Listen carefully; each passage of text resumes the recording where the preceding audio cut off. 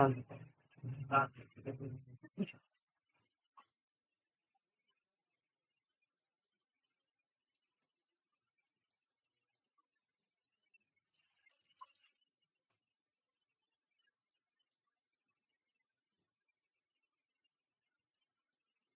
है।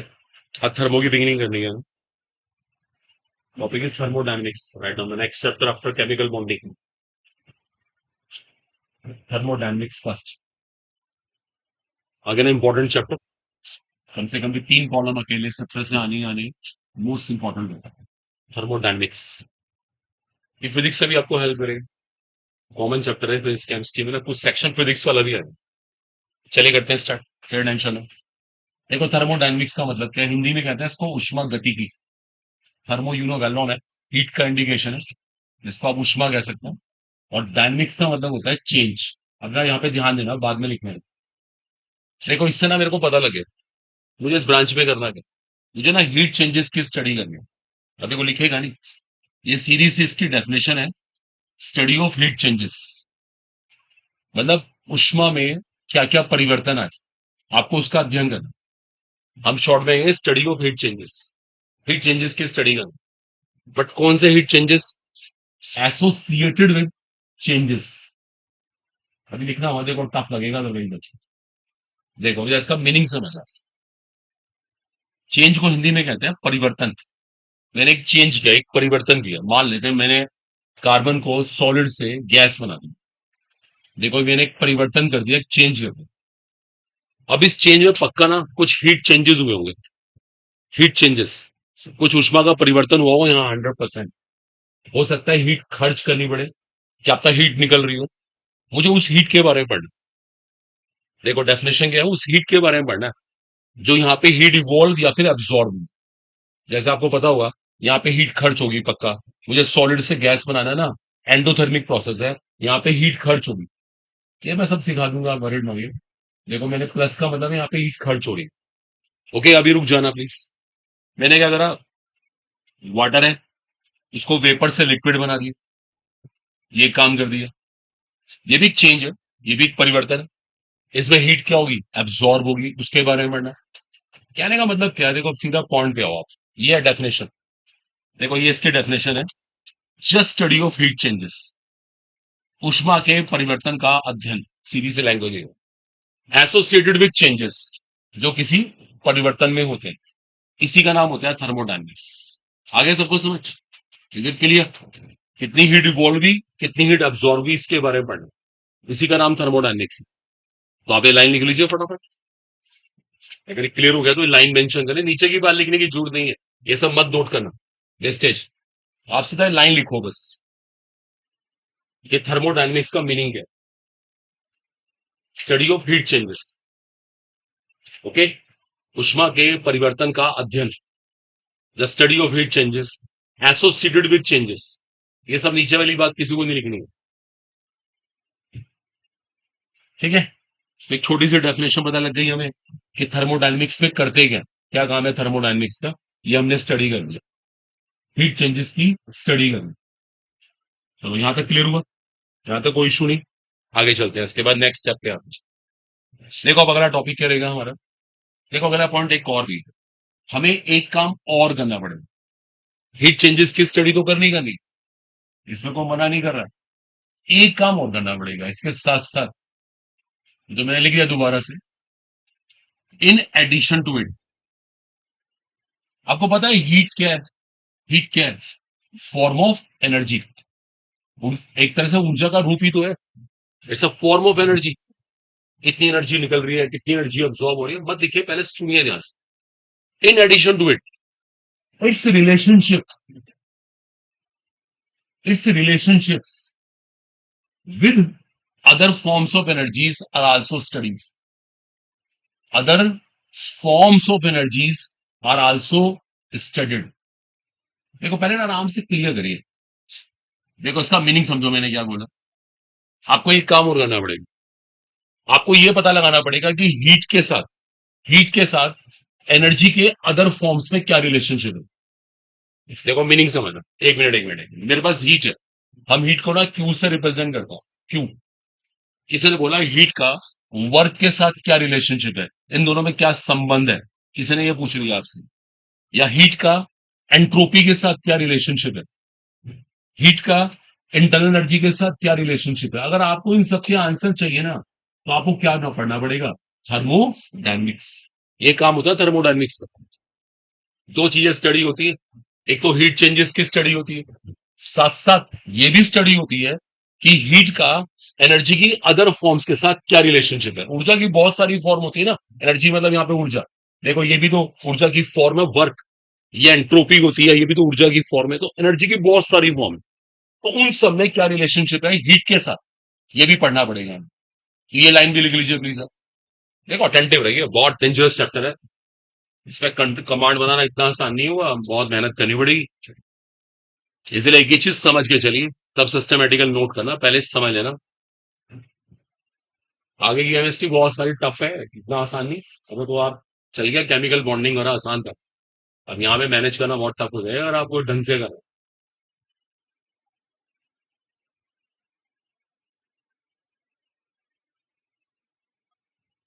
इन addition to it, मतलब इसके अतिरिक्त, इट्स रिलेशनशिप्स, इसको हिंदी में कहते हैं संबंध। It's relationships with other forms of energies, other forms of energies are also studies, are also studied. कहने का मतलब होता है इसके संबंध की स्टडी होती है ऊर्जा के, ऊर्जा की दूसरी फॉर्म के साथ, दैट इज कॉल्ड थर्मोडायनेमिक्स। अब पढ़ के देखो पहले। अब जो ये सारा लिखवा है ना, ये सब नीचे की बात अननेसेसरली मत लिखा करे, बच्चे नहीं है, आप इसे को लिखने की जरूरत नहीं होगी, बस यहां तक फाइनल करो, दैट्स ऑल। हो गया। अगर आप पढ़ के देखो मैंने क्या बोला स्टार्टिंग से, रीडिंग करके देखो।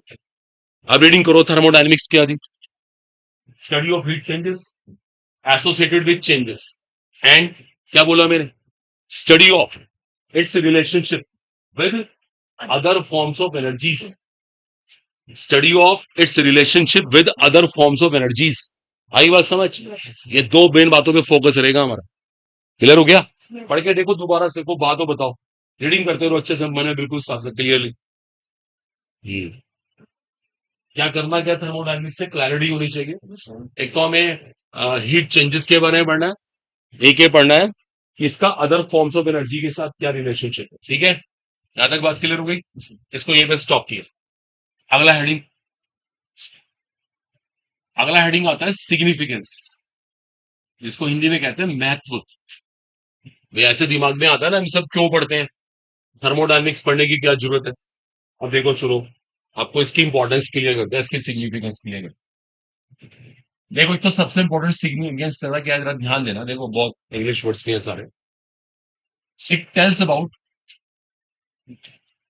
Feasibility of a process, feasibility. आप ना इसके लिए एक आसान सा वर्ड बोल सकते हैं, पॉसिबिलिटी भी कह सकते हैं, जिसको हिंदी में संभावना कहते हैं। देखो मतलब समझना, पहले जरा ध्यान देना। देखो मुझे किसी ने एक सब्सटेंस ए दिया, कोई पदार्थ है ए, किसी ने बोला क्या ये बी से रिएक्शन करके सी बना देगा, किसी ने मैं ऐसे ऐसे ही बोला, क्या आपको सी बनने की संभावना है, क्या सी बन जाएगा। अगर मुझे इसका आंसर चाहिए, मुझे थर्मोडायनेमिक्स को यूज करना पड़ेगा। थर्मोडायनेमिक्स में ऐसा मैथ्स है जो एकदम बता देगा कि प्रोसेस के होने की फिजिबिलिटी क्या है। देखो बात में सुनो, मैं क्या कह रहा हूं, एक चीज होगी या नहीं होगी, इसका पता कैसे लगेगा, इसको पता लगाने में थर्मोडायनेमिक्स काम आती है। थर्मो काम यही है।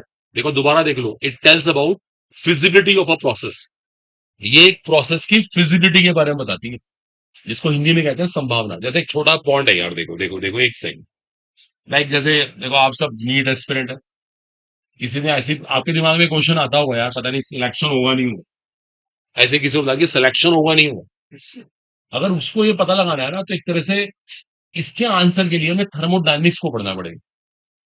थर्मोडायनेमिक्स में ऐसा मैथ्स है जो मैथ्स से बता देगा प्रोसेस होगा या नहीं होगा। ये बहुत मेन बात है, देखो इंपॉर्टेंट चीज है, प्रोसेस की फिजिबिलिटी के बारे में कमेंट करना। एक और चीज, फिजिबिलिटी के साथ साथ उसका आउटपुट क्या होगा, वो कितना बनेगा। जैसे मैं अभी आपसे कह रहा था कि ए और बी मिलकर सी बना लेंगे, क्या सी बना लेंगे, अगर बना लेंगे तो सी कितना बनेगा। तो ये भी एक इंपॉर्टेंट चीज है, इट टेल्स अबाउट आउटपुट, कहते हैं इसको आउटपुट, उसका उसका परिणाम क्या हुआ, आउटपुट ऑफ अ प्रोसेस। ये भी बहुत बड़ी बात है। देखो दो चीजें पता लगा रही है, चीज होगी या नहीं होगी, अगर होगी तो कितनी होगी, आउटपुट क्या होगा। ये भी तो क्वेश्चन है ना। पहला क्वेश्चन आपका नीट में सिलेक्शन हुआ या नहीं हुआ।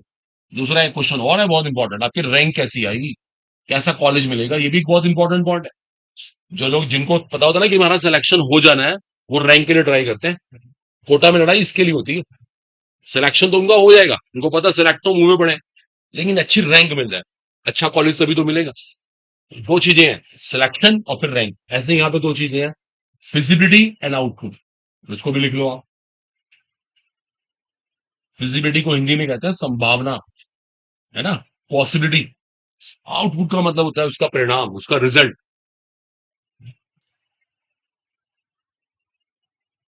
तो थर्मोडायनेमिक्स का ये दूसरा बहुत इंपॉर्टेंट काम है। एक तो प्रोसेस की फिजिबिलिटी के बारे में बताना, इसको हिंदी में संभावना कहते हैं।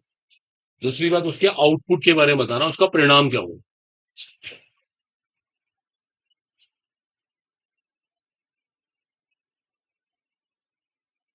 एक बार शुरू से फिर पढ़ के देखो आप, अपने मन में पढ़ो थर्मोडायनेमिक्स की प्रॉपर डेफिनेशन क्या थी और थर्मोडायनेमिक्स करती क्या है। पढ़ के देखो, आराम से सोचो।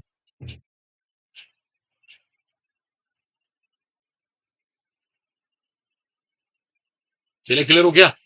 तो दो बातों के बारे में बताया इसने, प्रोसेस होगा या नहीं होगा, अगर होगा तो उसका आउटपुट क्या होगा, उसका रिजल्ट क्या होगा, उसका परिणाम क्या होगा। बहुत बड़ी बात है अपने आप में। चलो यहां तक पहुंचे। अब देखो अब क्या होता है, हर ब्रांच में कोई लिमिटेशंस भी होती है, जिसको हिंदी में कहते हैं सीमाएं। देखो अब लिमिटेशंस भी, ऐसा नहीं इसके पास हर बात का आंसर। अब कुछ बातों का आंसर इसके पास नहीं है, अब सुनो वो क्या है, जरा ध्यान दो। देखो ये प्रोसेस ना, एक बात के बारे में बता नहीं पाएगा, जरा ध्यान देना। It does not tell about time. ये ना टाइम के बारे में कुछ नहीं बताएगा। देखो ना, सुनो ध्यान से, कभी कभी हम प्रैक्टिकल लाइफ में कहते हैं ना, भाई टाइम के बारे में नहीं बता। मान लो किसी ने मेरे से ऐसे ही पूछा, एक मिनट, थर्मोडायनेमिक्स कितने दिन में पूरी कर दोगे। ये सिली क्वेश्चन है। सिली क्वेश्चन क्यों है, थर्मोडायनेमिक्स 4 दिन में पूरी होगी, 5 दिन में होगी, 6 दिन में होगी, ये डिपेंड करता है स्टूडेंट्स के ऊपर। बच्चे अपना होमवर्क अच्छे से करते रहे, बच्चों को समझ आता रहे, हम 4 दिन के अंदर ही पूरी करते हैं। बच्चे अब होमवर्क ही नहीं कर रहे हैं, टाइम लग रहा है, बताना पड़ रहा है, कहना पड़ रहा है, या क्वेश्चन करने में बहुत दिक्कत आ रही है, 5 दिन लगे, 6 दिन लगे, इनका कोई टाइम नहीं होता। इनका कोई टाइम नहीं। एक डॉक्टर के पास एक पेशेंट जाए तो बोले मैं कितने दिन में ठीक हो जाऊंगा, डॉक्टर बोले ऐसा कोई आंसर नहीं है, तुम्हारे पे डिपेंड करता है, तुमने प्रॉपर मेडिसिन ली, रेस्ट किया, परहेज किया तो जल्दी ठीक हो जाओगे, वरना तो पता नहीं कब ठीक होगा। यही सेम स्टोरी थर्मोडायनेमिक्स के साथ है। ये टाइम के बारे में कुछ नहीं बताएगी, समय के बारे में कुछ नहीं बताएगी, कितने समय प्रोसेस, देखो प्रोसेस हो गया ये तो बता दिया थर्मोडायनेमिक्स ने, कितने टाइम में हुआ, इसका आंसर थर्मोडायनेमिक्स के पास नहीं है, इसका कोई आंसर नहीं। दूसरी बात, it does not tell about mechanism. Mechanism को मतलब वो कहते हैं हिंदी में हम लोग अभिक्रिया विधि, उसका होने का मैकेनिज्म क्या हो। तो चलो भी प्रोसेस हो जाएगा, पता तो लग गया, उसकी विधि क्या होगी, उसका मेथड क्या होगा, इसका भी आंसर थर्मोडायनेमिक्स को नहीं बदल। देखो कभी कभी हम बोलते हैं ना, कभी कभी प्रैक्टिकल लाइफ में कहते हैं भाई हमें, जैसा डॉक्टर कैसे आती है, डॉक्टर कह रहा है मुझे नहीं पता तुम्हें कितने टाइम में ठीक होंगे, और मेरा ट्रीटमेंट का तरीका क्या है ये भी पक्का नहीं पता, ये तो मैं देखूंगा पेशेंट के हिसाब से लगाऊंगा अपना तरीका, तो मैकेनिज्म भी नहीं पता, इसको हिंदी में कहते हैं विधि क्या रहेगी, ये भी नहीं पता। तो ये दो सीरियस प्रॉब्लम है थर्मोडायनेमिक्स के साथ, ना टाइम के बारे में बताएगी, ना आपको मैकेनिज्म बताएगी। ओके, एक और इंपॉर्टेंट चीज है, देखो इसको भी सुनना ध्यान से। इन दिस, देखो जरा सुनो इसको कैसे एक्सप्रेस करा जाए। Study is done, study is done macroscopically, macroscopically. इसको ना ऐसे नहीं बोलेंगे हम लोग, चलो ये भी हो सकता है, या एक second please, for bulk, done for bulk. Bulk का देखो मीनिंग समझना मुझे, देखो जरा इसका मीनिंग समझना, जरा सुनो ध्यान से क्या कह रहा हूं। देखो ये मेरे पास कोई मटेरियल है, कुछ ही मान लो आप, ये उसके बहुत सारे मॉलिक्यूल्स हैं, ठीक है। अब किसी ने ऐसे पूछा, ये जरा बताना इसकी एंथैल्पी कितनी है। ये क्वेश्चन भी थर्मो के पॉइंट ऑफ व्यू से रॉन्ग है। हम कोई एक दो की बात कर ही नहीं सकते। हम कोई एक दो की बात नहीं करेंगे, हम किसकी बात करेंगे? पूरे की एक साथ बात करेंगे। पूरे ग्रुप की बात होगी। देखो सुन लो मेरे ध्यान से। ये कोई इंडिविजुअल की स्टडी नहीं हो रही। इंडिविजुअल समझते हो अकेले अकेले, ऐसा मान लो यार, आप में से एक बच्चा है और वो आके विद्या क्लासेस में बोले कि मुझे अकेले पढ़ना है। अब विद्या वाले अलाउड कर देंगे? मतलब ही नहीं।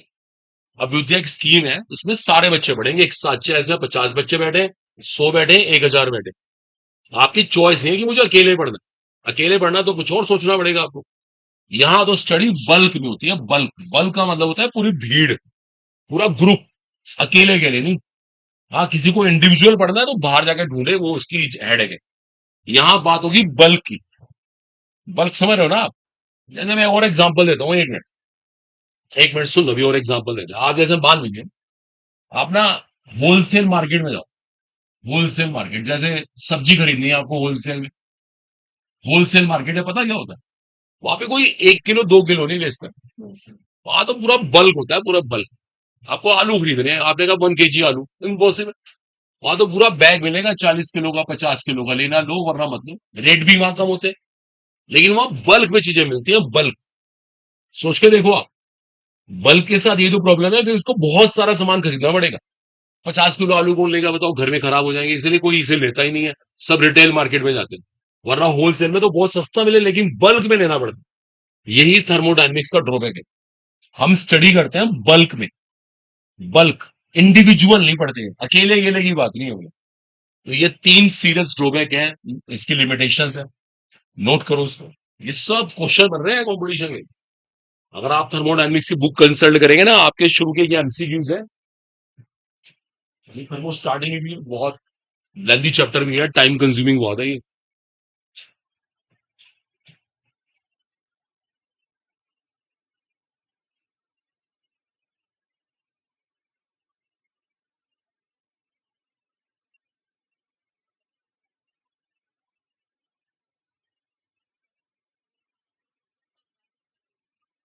एक बार की बात नहीं है, एक साथ होगी। अकेले अकेले नहीं होगा, इंडिविजुअल नहीं होगा, पर्सनल कुछ नहीं है, यहाँ पे पूरा ग्रुप है।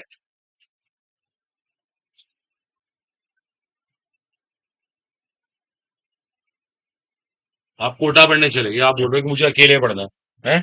बाकी जो बेस्ट फैकल्टी है, आपने उसको बोला मुझे अकेले पढ़ाओ, पैसे मैं दे दूंगा, वो मना कर देंगे। या हम अकेले पढ़ाते ही नहीं। फीस रखो अपने पास, हमें तो पढ़ाना है तो पूरा का पूरा ग्रुप पढ़ाना है।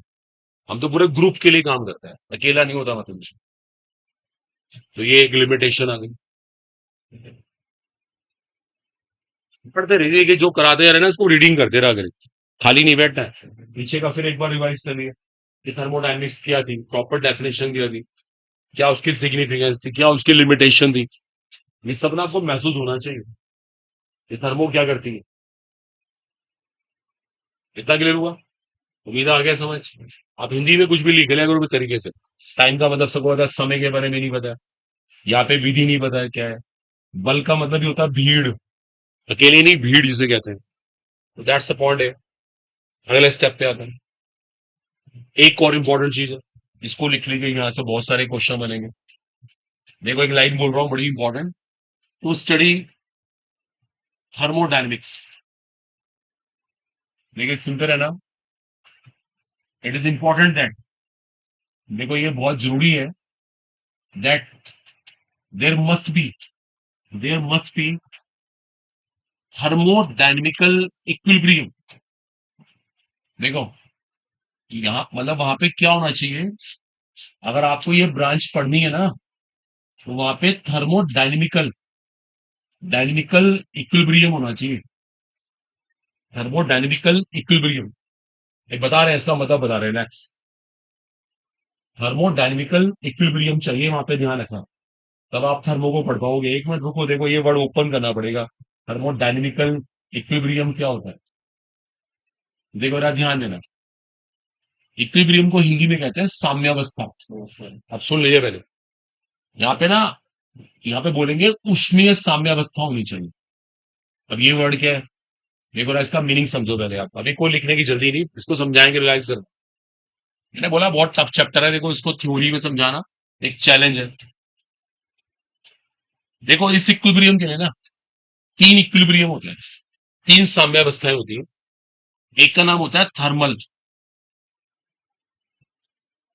ओके। एक का नाम होता है मैकेनिकल, और एक का नाम होता है केमिकल। देखो पहले जरा ये सेंटेंस दोबारा सुनो, देखो तभी क्लियर हो गए। आप थर्मोडायनेमिक स्टडी करना चाहते हैं, इसके पढ़ने के लिए क्या जरूरी है? जहां आप इसको पढ़ रहे हैं ना, मतलब उस सिस्टम के अंदर क्या होना चाहिए? Thermodynamical equilibrium. ये एक वर्ड है अपने आप में, बड़ा इंपॉर्टेंट वर्ड है ये। लेकिन इस इक्विलिब्रियम में तीन इक्विलिब्रियम आते हैं, एक थर्मल, एक मैकेनिकल, एक केमिकल। देखो पहले मैं आपको तीनों को समझा दूं, फिर मैं दोबारा इसको ढंग से बता दूंगा। देखो थर्मल इक्विलिब्रियम का मतलब क्या होता है? थर्मल का मतलब है टेम्परेचर में डिफरेंस क्या है? जीरो। ये होता है थर्मल इक्विलिब्रियम। मैकेनिकल का मतलब होता है प्रेशर में डिफरेंस क्या है? जीरो। और केमिकल का मतलब है no chemical change is going on, no chemical change, no net chemical change is going on, ऐसे कह सकते हैं। देखो जरा मीनिंग समझ, देखो बहुत टफ स्टेटमेंट हो गए। देखो आपको एग्जांपल समझाता हूं। देखो जैसे मान लो आप एक डॉक्टर हैं और आपको ना किसी पेशेंट का ऑपरेशन करना है। लेकिन सुन लीजिए, किसी का ऑपरेशन ऐसे नहीं होता, ऐसे किसी को ऑपरेट नहीं करना होता। पहले ऑपरेशन के लिए उसकी बहुत चीजें चेक होती है, जैसे उसका ब्लड प्रेशर नॉर्मल है या नहीं, उसकी शुगर सही आ रही है नहीं आ रही, उसके ब्लड में कोई इंफेक्शन तो नहीं है। देखो ये सब रिपोर्ट देखनी पड़ती है पहले। जब ये सब रिपोर्ट नॉर्मल आएंगी फिर आप इस पर्सन को ऑपरेट करेंगे, वरना तो कोई भी रिस्क हो सकता है, कुछ भी हो सकता है। मान लो आपने बीपी चेक नहीं करा और सीधा ऑपरेशन शुरू कर दिया, लेकिन ये ऐसे केस होते हैं डेथ हो जाती है। आपने शुगर पहले चेक ही नहीं करी, ऑपरेशन करते करते कुछ प्रॉब्लम आ गई, डेथ हो गई। तो पहले इन सबकी रिपोर्ट देखी जाती है, जब तक ये नॉर्मल ना आए, चाहे एक दिन लगे, 2 दिन लगे, 10 दिन लगे। जब ये नॉर्मल हो जाते हैं फिर हम बोलते हैं चलो अब इसको ऑपरेशन कर सकते हैं। सेम स्टोरीज है। अगर आप थर्मोडायनेमिक्स को पढ़ना चाहते हैं, जहां आप थर्मोडायनेमिक्स पढ़ रहे हैं उस सिस्टम के अंदर क्या होना चाहिए? Thermodynamical equilibrium, okay. इसको बोलेंगे, इसका एक्चुअल नेम होना चाहिए ऊष्मीय साम्यावस्था। ऐसा कह सकते हैं कि वहां पे ऊष्मीय साम्यावस्था होनी चाहिए। ये क्या होती है? ये खुद तीन चीजों से मिलकर बनी है, एक थर्मल इक्विलिब्रियम, एक मैकेनिकल इक्विलिब्रियम, एक केमिकल इक्विलिब्रियम। देखो ये तीन अलग अलग साम्यावस्थाएं हैं। थर्मल का मतलब टेम्परेचर में कोई डिफरेंस है, मैकेनिकल का मतलब प्रेशर में कोई डिफरेंस है, और केमिकल का मतलब कोई केमिकल चेंज नहीं। देखो जब तक ये तीनों नहीं होंगे, इन तीनों का मतलब है ये होगा, और जब ये होगा तो थर्मोडायनेमिक स्टडी होगी। अगर तीनों में से एक भी एब्सेंट हो गया, थर्मोडायनेमिक्स लगेगी नहीं, हम थर्मो को अप्लाई नहीं कर पाएंगे। ये बहुत जरूरी है। देखो मैंने बोला चैप्टर ट्रिकी है, बहुत ध्यान से करने की जरूरत।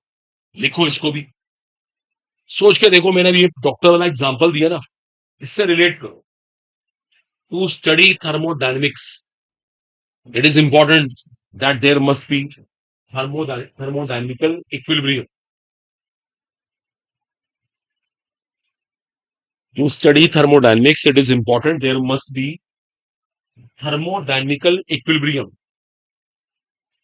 There must be thermodynamical equilibrium. कि वहां पर ऊष्मीय साम्यावस्था होनी चाहिए। थर्मोडायनेमिक्स को पढ़ने के लिए बहुत जरूरी है कि वहां ऊष्मीय साम्यावस्था होनी चाहिए, थर्मोडायनेमिकल इक्विलिब्रियम।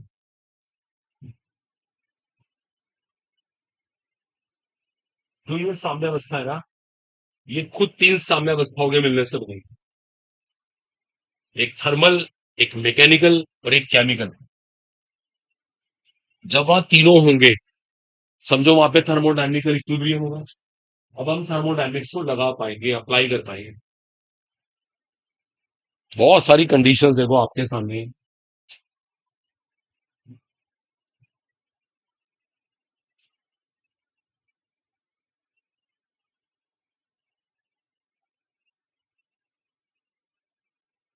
तो बुक वाला किसी के पास है प्रेजेंट?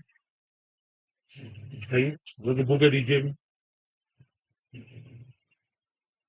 को बुक किसी के पास कोई किताब कोई भी केमिस्ट्री मेथड है भाई आपके पास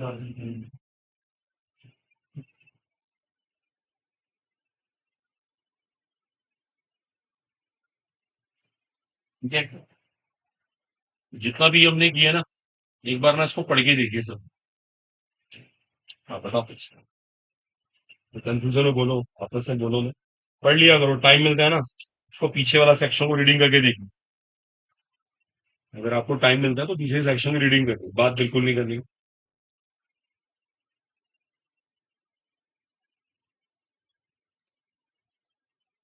ठीक है सभी नोट कर लिया उम्मीद है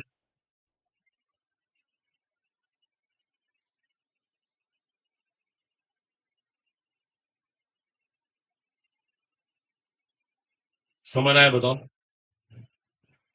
एक बार पढ़ के देखो स्टार्टिंग से ना तो किसी पॉइंट पे कोई दिक्कत हो बताओ कि ये चीज क्लियर नहीं हुई है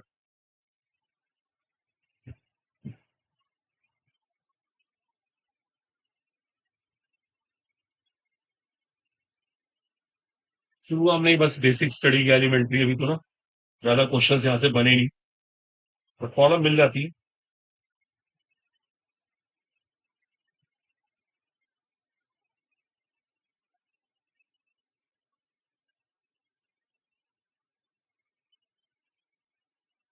ठीक है स्टूडेंट्स ज्यादा कोई डाउट तो नहीं होपफुली क्लियर ही है फिर भी कोई दिक्कत तो लेके आना कोई मना नहीं कर रहा क्वेश्चन लाना आपकी जिम्मेदारी है कराएंगे हम लोग हाँ इसका सेकंड पॉइंट एक बार पढ़ के देखिए आप सेकंड को आप रीडिंग करके देखिए बताइए इसका मीनिंग क्या हुआ पहले पढ़ना क्या बोला था मैंने जोर से पढ़िए क्या मतलब हुआ इसका अदर फॉर्म्स ऑफ एनर्जी का मतलब क्या ऊर्जा के दूसरे रूप इसकी हिंदी बनती है ऊर्जा के दूसरे रूप ऊर्जा के तो बहुत सारे रूप होते हैं ना वर्क भी एक ऊर्जा है कार्य इसे कहते हैं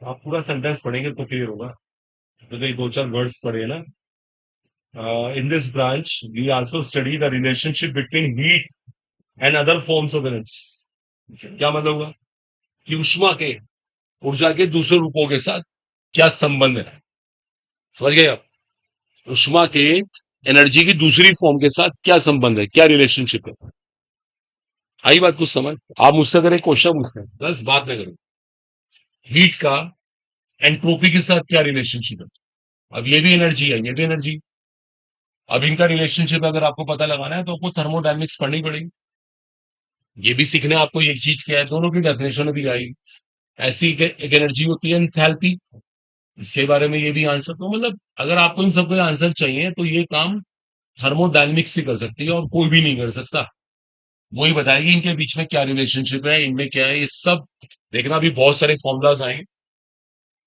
ठीक है और पढ़ के देखो बताओ कोई पॉइंट पे डाउट रीडिंग करके देखो बताओ आप है नहीं कोई चीज समझ नहीं आती तो बोलो आपस में बोलो मत चुपचाप मन मन में रीडिंग करो कोई भी चीज समझ आया बताओ अभी ज्यादा क्वेश्चन मिले नहीं हमें ना वरना तो आपको क्वेश्चन दिखाते जरूर चांस की बात है इन बुक्स में नहीं आते बुक्स से मिलने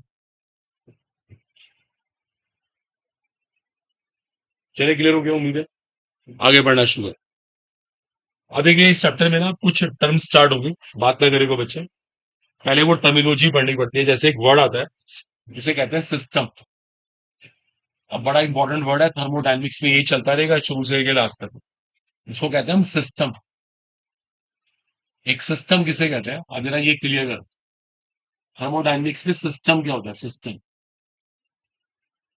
देखो सिस्टम किसको बोलते हैं ना ध्यान देना देखो जैसे मान लीजिए ये कोई कंटेनर है ऐसे में कोई बर्तन ले लिया हमने यहाँ पे वो केमिकल रखा है कुछ जो लोग बोल रहे हैं अभी भी वो सीधे बैठो यार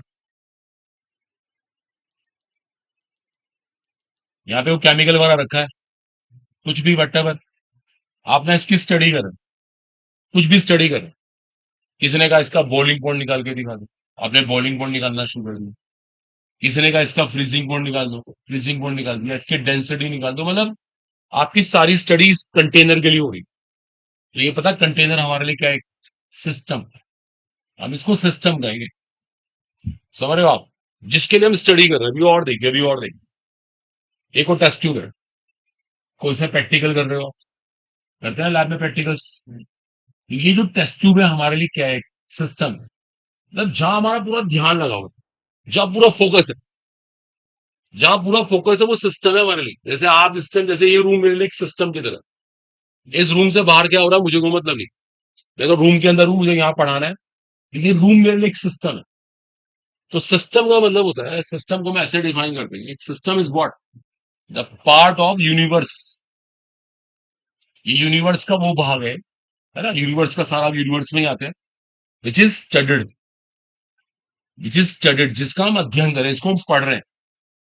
जैसे कोई इस कंटेनर के ऊपर काम कर रहा है, उसके लिए ये सिस्टम है। कोई टेस्ट ट्यूब में काम कर रहा है तो टेस्ट ट्यूब एक सिस्टम है, मैं पढ़ा रहा हूँ मेरे रूम एक सिस्टम है ना। कोई कोई डॉक्टर है वो पेशेंट पे पूरा फोकस कर रहा है, पेशेंट उसके लिए एक सिस्टम। कोई लॉयर है, लॉयर उसके सामने एक क्लाइंट बैठा है, क्लाइंट उसके लिए एक सिस्टम।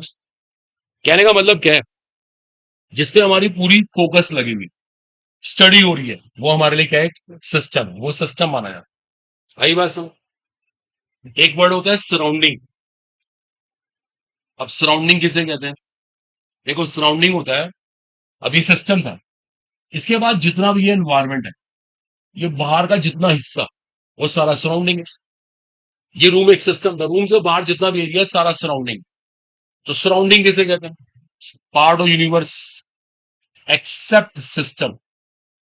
सिस्टम को छोड़ दो आप, सिस्टम को छोड़ के जो बाकी बचा पार्ट है, इज कॉल्ड सराउंडिंग। उसको हम सराउंडिंग कहते हैं, उसको वातावरण कहते हैं। आप लिखना लिख सकते हैं, मर्जी है, वरना ये डेफिनेशन आपने पहले भी पढ़ी। जहां हमारी पूरी कंसंट्रेशन लगी हुई है, जिसके बारे में पढ़ रहे हैं, वो सिस्टम। सिस्टम को छोड़ के जितना पार्ट है वो सारा सराउंडिंग है। समझ रहे हो आप। अब इस समय आप भी इस रूम में बैठे हैं, ये रूम आपके लिए एक सिस्टम की तरह है। आपको इससे बाहर कुछ नहीं सोचना क्या हो रहा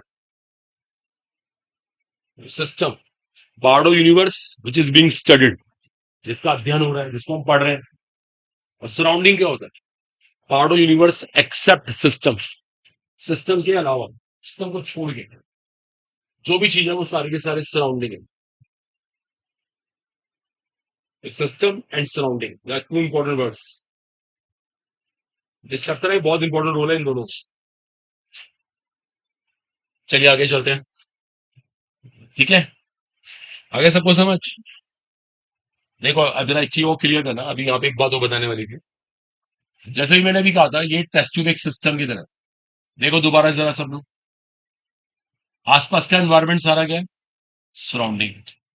देखिए सुनिएगा, ये पूरी टेस्ट ट्यूब सिस्टम है, और ये बाहर क्या है आपका, सराउंडिंग। देखो अब एक बात बड़ी इंपॉर्टेंट होती है, सिस्टम और सराउंडिंग के बीच में ना एक वॉल होती है, वॉल, एक दीवार।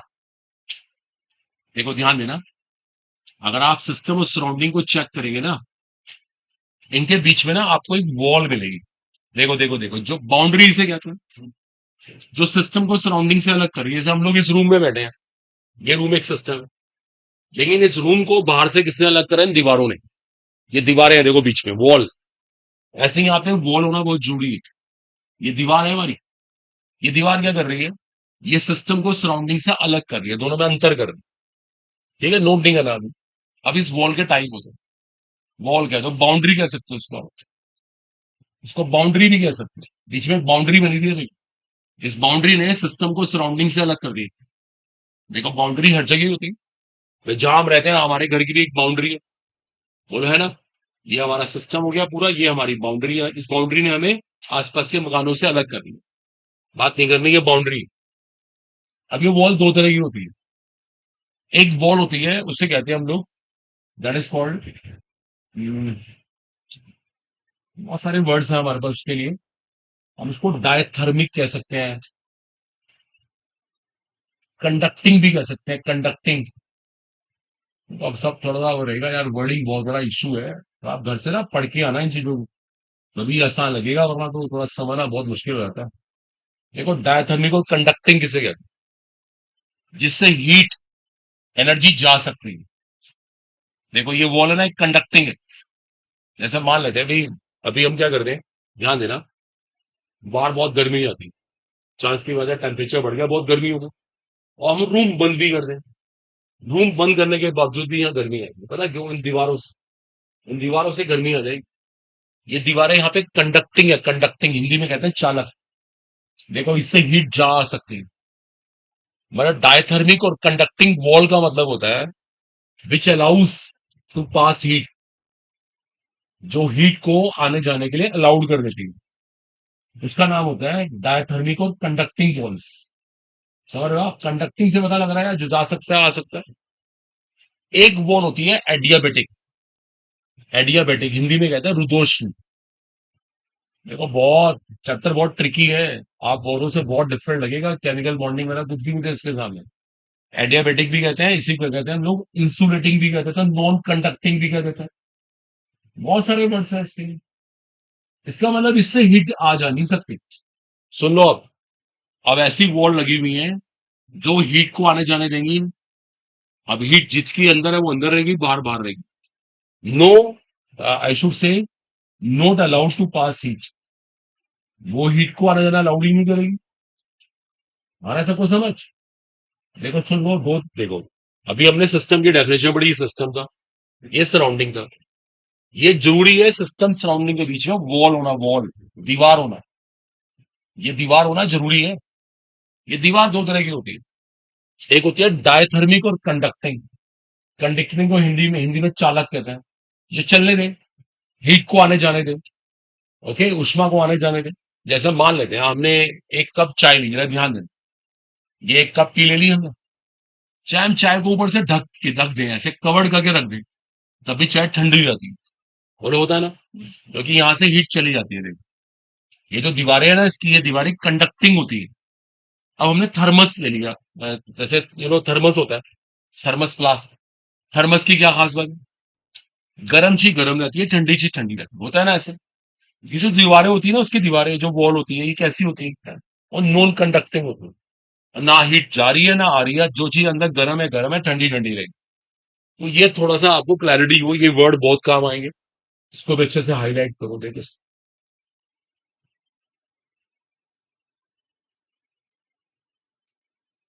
सिस्टम सराउंडिंग के बीच में क्या होती है? बाउंड्री होती है, बाउंड्री वॉल होना बहुत जरूरी है।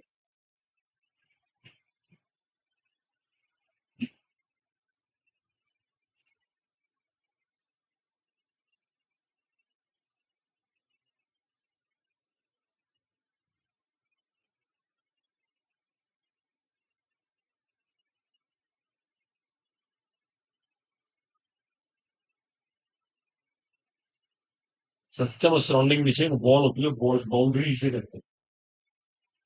दीवार है, दीवार दो तरह की हो सकती है। एक हीट को जाने नहीं, हीट को जाने नहीं। तो हीट जा आ सकती है, जिसे बोलते हैं डायथर्मिक। डायथर्मिक भी कहते हैं, कंडक्टिंग कहते हैं, हिंदी हिंदी में चालक कहते हैं ये कुछ। देख लेना, आप अपने हिंदी मीडियम के नोट्स पढ़ लेना, वहां से पता लगेगा।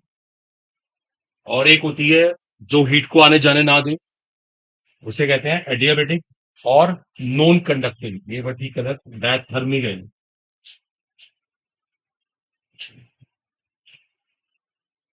बातें नहीं बच्चे, बातें नहीं, इसको टाइम मिला करें ना, रिवाइज करा करें, पढ़ा करें बार बार, माइंड में सारी बातें बैठ जाए हमारे। एडियाबेटिक भी कहते हैं, नॉन कंडक्टिंग भी है। हिंदी में इसको रुद्धोष्ण कहते हैं, रुद्धोष्ण। उससे हीट जा नहीं सकती, हीट आ नहीं सकती। ओके। थर्मस, प्रैक्टिकल लाइफ में थर्मस यूज करते हैं, ऐसे ही होता है। हमने एक गिलास पानी ले लिया, वन कप टी ले ली, कॉफी ले ली, ऐसे रख दी। सबको पता है ठंडी लगी, कोल्ड ड्रिंक होती है, देखो आप, उसके साथ भी यही प्रॉब्लम है। इससे हीट जाना है ना, अलाउड हो जाता। चलिए यहाँ तक क्लियर हो गया? ठीक है ना? सारे वर्ड्स अच्छे से क्लियर होने चाहिए हमें। अभी देखना इनके ऊपर क्वेश्चंस आएंगे, अब धीरे धीरे क्वेश्चन आने शुरू हो जाएंगे। बात ना करिए, बताओ बॉयज को दिक्कत हो बताओ। टाइम मिला करे तो पढ़ लिया करो, टाइम इसको नोट कर लिया सबने, उम्मीद है। चलिए अब देखिए अगले स्टेप पे आते हैं। सुनो अगला स्टेप पे, आप बात ना करें। सिस्टम तीन तरह की होती है, एक को बोलते हैं ओपन सिस्टम, एक होता है क्लोज्ड, और एक होता है आइसोलेटेड। देखो अब तीनों में डिफरेंस समझना। लग रहा है टेंशन पे करें यहाँ पर, लिखना लिखना बाद में, पहले समझा करो। मैंने एक सिस्टम लिया, सिस्टम। ये कोई सिस्टम है। देखो इसके अंदर एक खास बात है। वैसे तो मुझे वर्ड पता लग रहा है ओपन, ऊपर से खुला हुआ है, देखो ओपन है। इसकी एक खास बात है, देखो देखो सब ध्यान देना। ये सिस्टम ना, ये सिस्टम फ्री है, या ऐसे कह दो allowed to exchange, to exchange energy and mass with surrounding. देखो इसका मतलब समझना, ये इस टाइम ऐसे खुला हुआ रखा है। पता बाहर से कोई चीज इसमें आ सकती है। जैसा भी आपने एक गिलास पानी छोड़ दिया, उसमें 10 पार्टिकल आ गए बाहर से, उसमें धूल के कण आ गए। बाहर से कोई चीज आ सकती है, देखो अलाउड है। जैसे हमने भी क्या रखा, पीछे का डोर खुला हुआ है, किसी बच्चे को आना आ जाए, ओपन है। ये ठीक है बंद कर दिया, लेकिन उसे खोला रखा इसी वजह से, और जाना जा भी सकता है। तो वो जाने आने के लिए अलाउड है, देखो। इसको बाहर निकलना, बाहर निकलना है, कोई इशू नहीं। और एक और बात, वो मास तो एक्सचेंज कर ही लेता है, वो एनर्जी भी एक्सचेंज कर सकता है। यहां से एनर्जी बाहर जा सकती है, यहां से एनर्जी बाहर आ सकती है। ओके, यहां से भी एनर्जी को वो आना जाना कर सकते हैं। देखो पढ़ के देखो, भी कोई लिखेगा नहीं। अलाउड टू एक्सचेंज, एक्सचेंज का मतलब होता है अदला बदला करेंगे। किसके, किस चीज की exchanging, energy and mass. Energy जा सकती है, एनर्जी आ सकती है, मास जा सकता है, मास आ सकता है। अगर ऐसा कोई सिस्टम है तो उसका नाम क्या है, ओपन सिस्टम। वो ओपन है बिल्कुल। आई बात समझ, लिखना नहीं किसी को भी पूरा नहीं। एक दूसरी पॉसिबिलिटी होती है, अब हमने क्या करा है, इसको ऊपर से बंद कर दिया, अब पीछे का डोर बंद कर देते हैं। इससे पता क्या हुआ, अब किसी को आना जाना अलाउड ही नहीं। अब यहां से कोई मास जा नहीं सकता, लेकिन अभी भी एनर्जी जा सकती है, एनर्जी आ सकती है। देखिए जो जो वॉल लगी हुई है सारी की सारी कैसी है, कंडक्टिंग है। देखो समझो आप, अगर रूम प्रॉपर बंद भी कर देंगे, बच्चे आएंगे जाएंगे नहीं, लेकिन गर्मी तो जा सकती है, आ सकती है। अभी बाहर ठंडा मौसम है, यहाँ पे ठंड हो जाएगी, नो डाउट है। हम इसको ऐसे बोलेंगे, allowed to pass, allowed to pass only, क्या कहेंगे, एनर्जी। ये सिर्फ एनर्जी को आना जाना अलाउड कर सकती है। महसूस करना पड़ा है, देखो रटना नहीं होता। एक तीसरा होता है आइसोलेटेड। देखो इसकी क्या खास बात है, ध्यान देना। ये वैसे इंग्लिश वर्ड है, इसका मतलब होता है बिल्कुल अलग थलग होना। इसके साथ पता क्या है, देखो हमने इसको ऊपर से बंद तो करी दिए, हमने ये जो है ना वॉल्स, ये लगा दी नॉन कंडक्टिंग। इस बार इसकी दीवारें बना दी नॉन कंडक्टिंग। इससे क्या होगा, तो इससे क्या होगा, ना हीट जाएगी, ना ना मास जाएगा, ना एनर्जी ना मास, ना एनर्जी का एक्सचेंज ना मास का एक्सचेंज। देखो मैं इसको ऐसे कहूंगा, ये भी जीरो और ये भी जीरो, दोनों का डिफरेंस जीरो आ रहा है, शून्य। यहां पे सिर्फ एनर्जी का एक्सचेंज हुआ था, एनर्जी का डिफरेंस जीरो नहीं आ रहा। मास का एक्सचेंज हुआ है, नहीं हुआ है, तो ये जीरो आ रहा है। यहां पे दोनों का एक्सचेंज हुआ था। आप समझ रहे हैं मैं क्या कर रहा हूं मैथ्स के हिसाब से। भाई डेल्टा का मतलब क्या होता है, अंतर। मास में अंतर कहाँ आया, ना मास गया ना मास आया, ना हीट गई ना हीट आई, तो डिफरेंस जीरो ले लिया मैंने। देखो इसको मैथ्स की फॉर्म में समझो आप। अगर किसी ने ऐसे भी लिख के छोड़ दिया ना, तब भी हम समझ जाएंगे सिस्टम कैसा है, आइसोलेटेड। किसी ने ऐसे लिखा, इसका मीनिंग समझो। हीट में तो चेंज हुआ, नॉट जीरो का मतलब है हीट में चेंज हुआ, मास में चेंज नहीं हुआ। सिस्टम कैसा था हमारा, क्लोज। और यहाँ पे दोनों में चेंज हुआ, दोनों को चेंज करने के लिए अलाउड है। सिस्टम कैसा है, ओपन। आई बात सबको समझ, ये क्लियर होना चाहिए, नोट कर लो।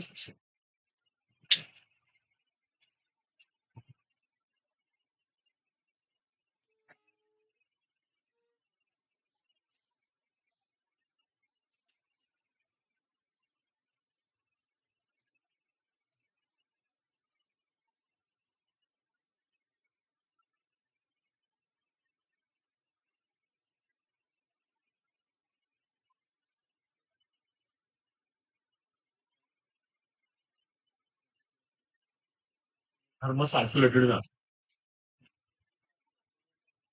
पता क्या होता है, अगर हम बात करें थर्मस में, तो 5-6 घंटे 10 घंटे तो गर्म ही रहता है, उसके बाद वो ठंडा होता है। देखो वो है प्रैक्टिकल लाइफ, हम बात कर रहे हैं थ्योरेटिकल लाइफ। थ्योरेटिकल लाइफ में तो यही होता है, जो चीज गर्म है गर्म रहेगी, ठंडी है ठंडी रहेगी। वो कहीं ना कहीं उसकी जो बनाने का तरीका है ना, उसमें कोई फॉल्ट होगा। हम ना थ्योरी में पढ़ रहे होते, प्रैक्टिकल लाइफ में ऐसा हर बार नहीं होता। वरना अगर कोई चीज परफेक्टली आइसोलेटेड है, इसका मतलब यही है, इसका मतलब वो गर्म तो गर्म, ठंडी की ठंडी रहेगी। हम थर्मोस को इसी कैटेगरी में रखेंगे। आई बात समझ? तो सिस्टम तीन तरह के होते हैं, तीन प्रकार के हैं, सबको अच्छे से पता होना चाहिए। Open system, close system, isolated system. एक ऊपर से खुला हुआ है हमारा सिस्टम, एक बंद कर दिया गया, और एक टोटल बिल्कुल हमने पैक कर दिया, आइसोलेटेड कर दिया, वो कुछ भी नहीं करेगा। आई बात सबको समझ? ठीक है।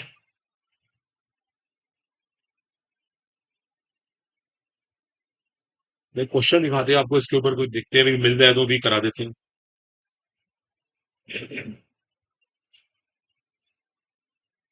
कुछ किया ना, बताओ मेरे से बोलो।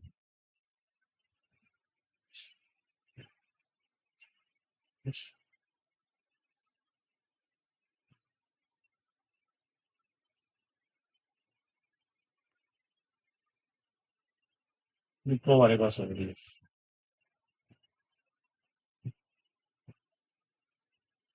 और सबको आ गया समझ? ठीक है, वो क्वेश्चन मिल जाएंगे, आप ढूंढना, वो आपकी रिस्पॉन्सिबिलिटी है। तो दिक्कत हो यहाँ से लेके आना।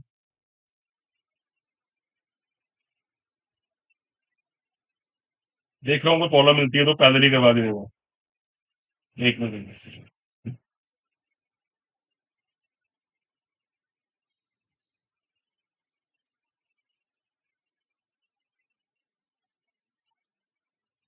मेरे बच्चे यहाँ तक क्लियर है ना? यहाँ तक की सारी बातें उम्मीदें आई गई हैं। अभी क्वेश्चन ज्यादा मिले नहीं, हम देख लेंगे।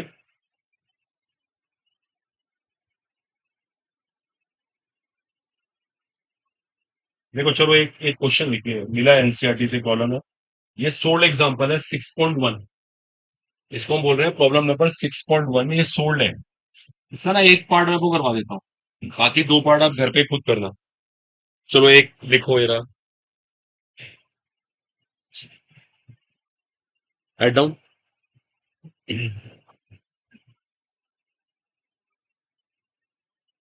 देखिए, if no change in heat is absorbed is allowed, दोबारा सुनिए, if no change in heat, अरे यार ये लैंग्वेज दोबारा कर देते हैं। ऐसे लिखिए, if no heat is absorbed, write down, दोबारा नोट कर लीजिए please. if no heat is absorbed by a system, if no heat is absorbed by a system from the surrounding, if no heat is absorbed by the system from the surrounding, but work is done on the system, if no heat is absorbed by the surrounding, okay, if no heat is absorbed by the system from the surrounding, but work is done on the system, but work is done on the system, then THE, and then what type of wall, what type of wall does the system have? Then what type of wall does the system have? Then what type of wall does the system have? देखो मैं दोबारा पढ़ देता हूँ, ये question को ना half part बोला एक्चुअली, मीनिंग तो उससे कुछ और था। देखो मैं दोबारा रीडिंग कर रहा हूँ।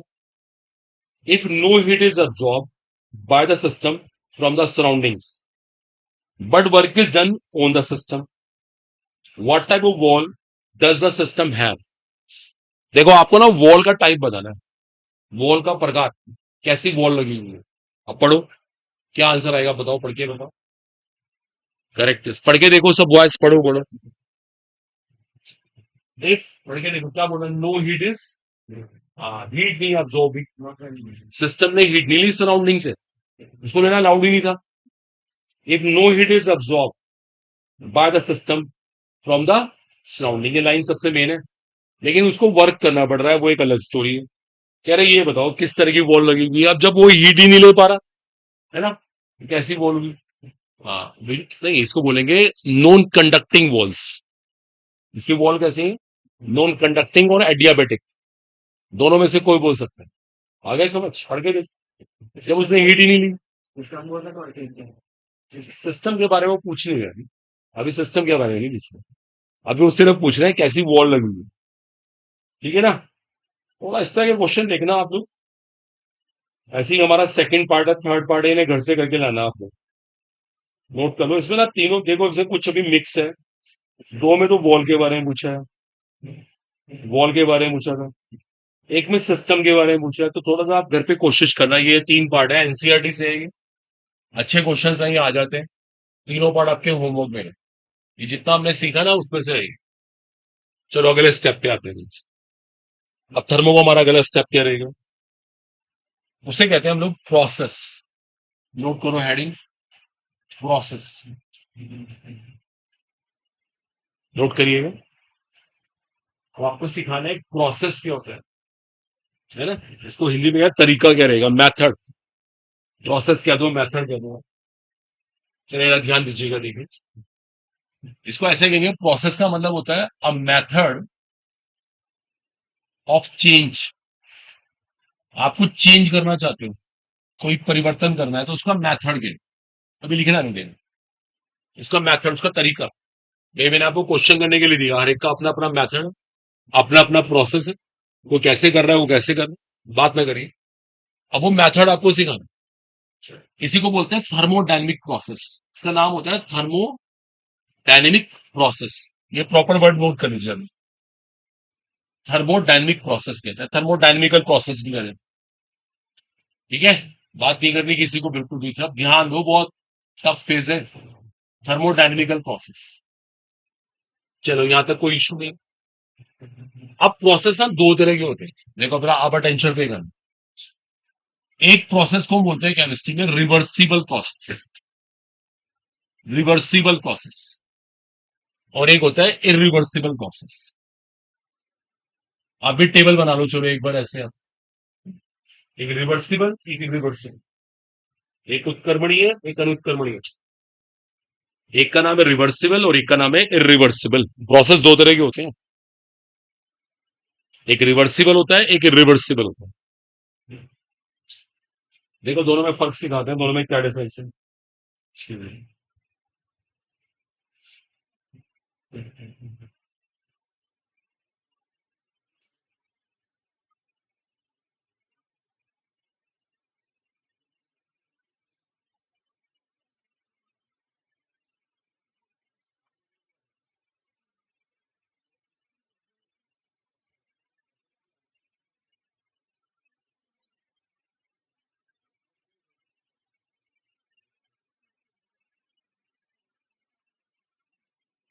देखिए सुनिएगा, बात कीजिए। प्रोसेस दो तरह के होते हैं, एक रिवर्सिबल, एक इरिवर्सिबल। देखो अब दोनों में ना जरा अंतर समझना, ये बहुत टफ फेज है, क्योंकि इसकी थर्मोडायनेमिक्स अलग होती है, उसकी अलग है, दोनों के फॉर्मूलाज अलग अलग। अब ऐसा देखो अटेंशन पे ना, रिवर्सिबल और इरिवर्सिबल में क्या अंतर होता है। देखो मैं आपको छोटे एग्जांपल समझाऊंगा। मेरे पास एक सिस्टम है, मैं सिस्टम वर्ड ही बोलूंगा आगे से। इसका टेम्परेचर ना 10 डिग्री सेल्सियस, और किसी ने कहा इसका टेम्परेचर ना 40 करके दिया, इसको 10 से 40 बना। ठीक है, अब सुनना ध्यान से। भाई इसे गर्म करेंगे, अंडरस्टूड है। बिना गर्म करे 10 से 40 बनेगा नहीं, लेकिन दो तरह से गर्म कर सकते हैं। देखो सुनना, मैंने इसे गर्म किया, सीधा इसको 10 से 30 बनाया, और 30 से 40 बनाया। देखो सुनना, मैंने काम एकदम से कर दिया, बहुत ज्यादा हीट दी, पहले 10 का 30 और 30 का 40। एक तरीका तो ये, एक मेथड और है। इसको पहले मैं 10 से 10.00000 ऐसे कुछ भी मान लो आप, ये बना रहा हूं, ऐसे ही है हाइपोथेटिकल। इसके बाद मैं इसको 10.0000002 बना रहा हूं। देखो आप खुद सोचो, मैंने कितना स्मॉल चेंज किया, कितना छोटा। ऐसे करते करते 1 2 3 4, फिर जाके मैं 40 पहुंचूंगा। तो बता सकता हूं मुझे इसको करने में कितना टाइम लगेगा? देख के बताओ, मैथ्स लगाओ। इनफाइनाइट टाइम, बिना अनंत समय लग जाएगा। ये वैल्यू बहुत छोटी है, जो कितनी सारी जीरो देखो आप, पता नहीं कब जाके 40 आएगा। पहले 1 2 3 करते करते 10 बनेगा, फिर 11 बनेगा, ये पता नहीं डिजिट्स कब भरेंगी। इसे तो कर रहे हैं, मुझे इनफाइनाइट टाइम लग जाएगा। ओए पीछे बात लग रही है।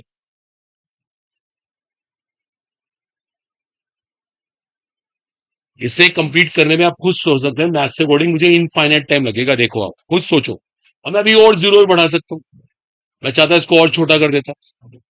देखो आप समझो, ये भी हमारी केमिस्ट्री में सिचुएशन है, साइंस में कंडीशन है। अगर कोई काम इस तरह से होता है ना, नेचुरली बहुत स्लो प्रोसेस है, बहुत ही स्लो, बहुत ही धीमे चल रहा है प्रोसेस है। जो बहुत ही स्लो प्रोसेस है, अभी नोट मत करना, पहली बात तो बहुत स्लो है। Will complete in infinite time, उसको पूरा होने में ना इनफाइनाइट टाइम लगेगा। इनफाइनाइट टाइम, जैसे मान लीजिए एक छोटी हुई बात, देखो, क्या बुरा मान भी लीजिएगा, आप में से बहुत सारे बच्चे पढ़ते तो है नहीं, मेहनत नहीं कर रहे बिल्कुल भी। अब वो पूछे कि नीट में सेलेक्ट कब होंगे, तो मैं क्या कहूंगा, कब सेलेक्ट होंगे? Infinite time. जब वो रोज थोड़ा थोड़ा पढ़ेंगे, मतलब पढ़ते ही नहीं पहली बात तो, अगर वो थोड़ा थोड़ा पढ़ना भी शुरू करें, तो इनफाइनाइट टाइम अटेम्प्ट करने के बाद तब जाके उनका सिलेबस पूरा होगा, शायद तब वो सिलेक्ट हो जाए। तो अनंत समय लगेगा सिलेक्ट होने में, क्योंकि इतना स्लो पढ़ रहे हैं, काम ही नहीं कर रहे। तो वही केस यहाँ पर है, सुन लो आराम से। पहली बात तो प्रोसेस बहुत स्लो है, तो दिख ही रहा है। और इस पूरा होने में क्या लग रहा है? इनफाइनाइट टाइम, अनंत समय। अगर ऐसा होता है तो उसे कहते हैं रिवर्सिबल प्रोसेस, उत्कर्मणीय प्रक्रिया कह सकता हूं मैं हिंदी में। नोट नहीं करना। अब यहां हो देखो आप, ये प्रोसेस होनी इतनी स्लो हो रहा है, फास्ट, ये 100% फास्ट प्रोसेस है। और दूसरा एक इंपॉर्टेंट चीज है, विल कंप्लीट, ये पूरा हो जाएगा इन इन फाइनाइट टाइम। फाइनाइट, एक निश्चित समय में पूरा हो जाएगा। 5 मिनट 10 मिनट जो भी लगेगा अलग स्टोरी है, इसमें एटलीस्ट इनफाइनाइट टाइम नहीं लगा, अनंत समय नहीं लग रहा है, जैसे उसमें लग रहा था अनंत समय। बोलो आ रहा है कुछ समय? जैसे छोटा ही देखो, एक एग्जांपल देते हैं, 1 मिनट रुक जाओ। आपको फ्यूचर में ना एक हॉस्पिटल बनाना है, आप सुनना पहले ध्यान से। दो तरह से बनता है हॉस्पिटल। आप ना एक कॉन्ट्रैक्टर, एक ठेकेदार कहीं से बुलाओ, और उसको बोलो मेरे को हॉस्पिटल तैयार चाहिए, बस 6 महीने हैं मेरे पास, पैसा जितना मर्जी वो लोग दे देंगे, लेकिन मुझे 6 महीने में तैयार चाहिए। एक तरीका है, डेली उसको आप कॉन्ट्रैक्टर छोड़ दो, डेली वेजेस से बनाओ। दिहाड़ी वाला सिस्टम होता है ना, आपने मिस्त्री मजदूर बुलाया और डेली वाला सिस्टम, आप भी रोज उनको पैसे देने जाते हो, और अब वो डेली सिस्टम में बना रहे हैं। बताओ आजकल क्या प्रेफर होता है इन दोनों में से? कॉन्ट्रैक्टर वाला सिस्टम, क्यों? जल्दी खत्म होता है, सही कह रहे हैं, फाइनाइट टाइम। आपने इसको मिले वो 6 महीने में, 1 साल में पूरा चाहिए मेरे को हॉस्पिटल का, तो बिल्कुल रेडी करके दे देगा, लेबर बढ़ा देगा अपनी, दिन रात काम चलेगा। और यहाँ पे क्या प्रॉब्लम है बताओ? ये काम इतना स्लो होगा, डेली वेजेस पे इतना स्लो, पता आपके हॉस्पिटल में हमें 10 साल लग गए बनाने में। मतलब 10 साल का मतलब कितना लॉस हो गया। दुनिया भर का आपने बैंक से लोन लिया हुआ है, उसकी उसकी इंस्टॉलमेंट शुरू हो गई।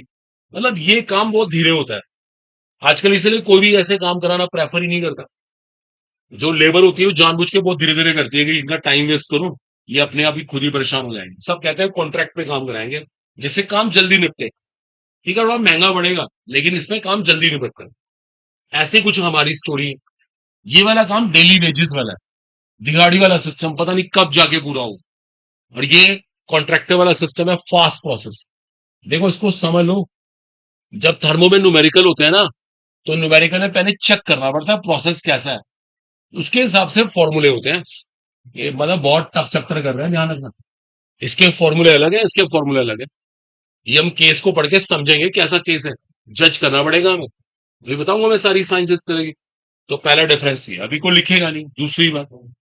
दूसरी बात सुनो आप, देखो जब ये वाला प्रोसेस था, देखो सोच के बताना, जब आप 10 से 30 गए, वापिस आना आसान है मुश्किल है? इसको 10 करना आसान था मुश्किल है? बहुत मुश्किल। जब आप 10 से 30 चले गए ना, आप इतनी आगे जा चुके हो, इतनी आगे चले गए, वापिस नहीं आ सकते। बताओ। सुनो, ये भी समझाते हैं। आपके फादर ने आपका ना किसी प्राइवेट मेडिकल कॉलेज में एडमिशन करवा दिया, सुनना पहले ध्यान से। प्राइवेट मेडिकल कॉलेज, फीस है 2 करोड़ रुपए, और आपके फादर ने 1.5 करोड़ रुपए आपने दे दिए, मेडिकल कॉलेज को आपने फीस दे दी, और मेडिकल कॉलेज ने पहले ही कहा था हमको फिर रिफंड नहीं करेंगे, 1 रुपया भी वापस नहीं हुआ, सोच समझ के एडमिशन लेना।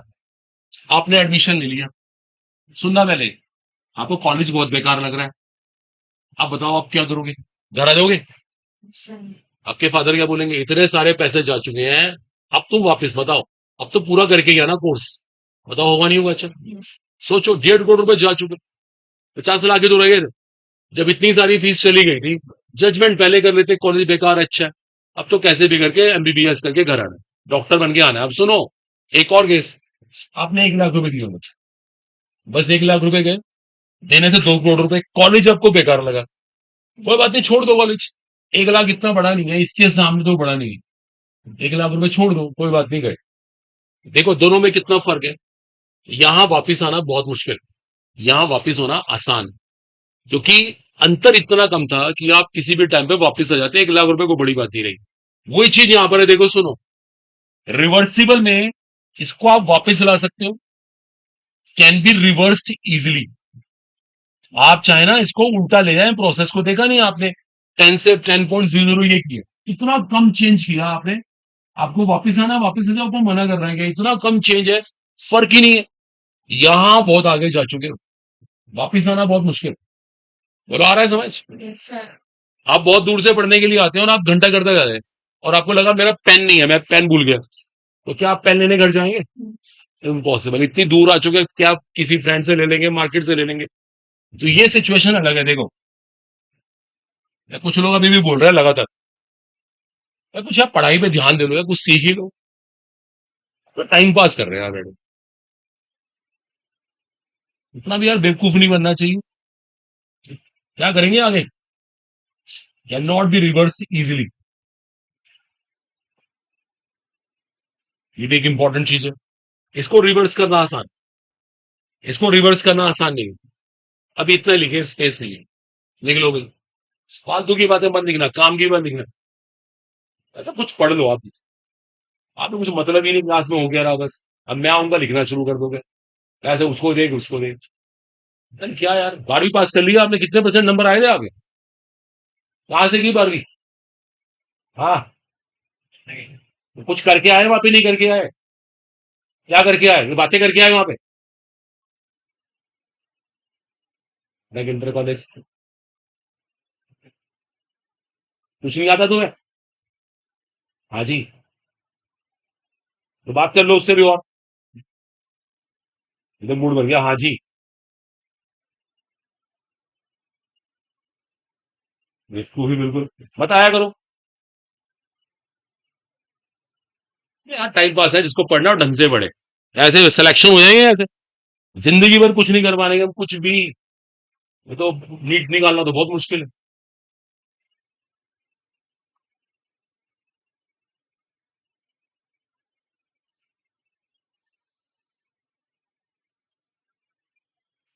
पता है आपको, पता है आज का सिस्टम क्या बना हुआ है, कैसे बच्चे पास हो रहे हैं, बताइए आपको, सबके आगे 65%, 80%, 90%, रिलेटिव में देख लो क्या हो रहा है, तभी तो जॉबलेस घूम रहे हैं हम सारे, डिग्रियां हो गई हमारे पास, हमें आता कुछ नहीं है, हमें 11वीं 12वीं का भी 10वीं का भी नहीं आता हुआ, तो बहुत दूर की बात है। देख लो, आप खुद टेस्ट करके देख लो, आपने एग्जाम दे रखा है, आपको इनमें से कितना आता था, कैसे पास हुए आपको खुद भी नहीं पता, इसलिए ना जागो, उड़ा अपने बारे में सोचो, बाकी आपकी मर्जी है, एज यू लाइक।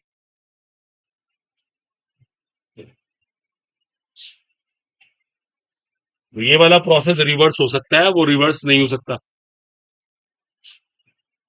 जब आप न्यूमेरिकल करेंगे ना, बहुत बड़ा मैटर है ये, इसे देख के समझना पड़ेगा कि प्रोसेस कैसा है, क्योंकि इसके फॉर्मूले अलग हैं, इसके फॉर्मूले अलग हैं, क्वेश्चन नहीं हो पाएंगे आपसे, और आप इसको मजाक समझ रहे हैं बस।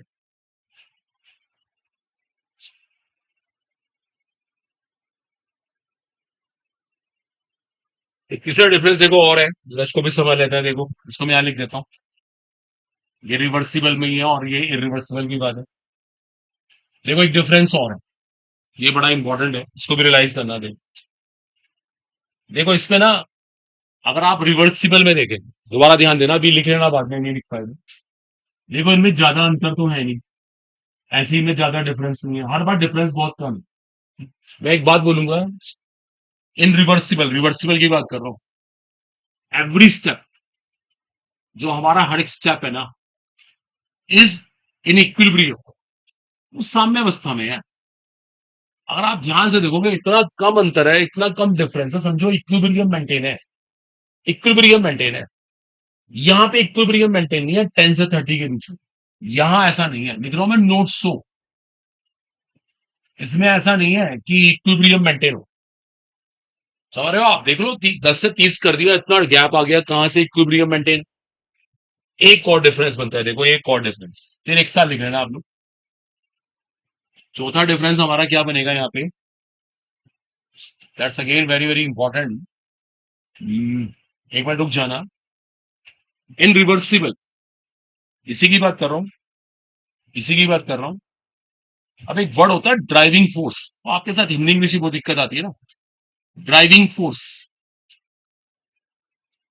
एंड रिस्टोरिंग फोर्स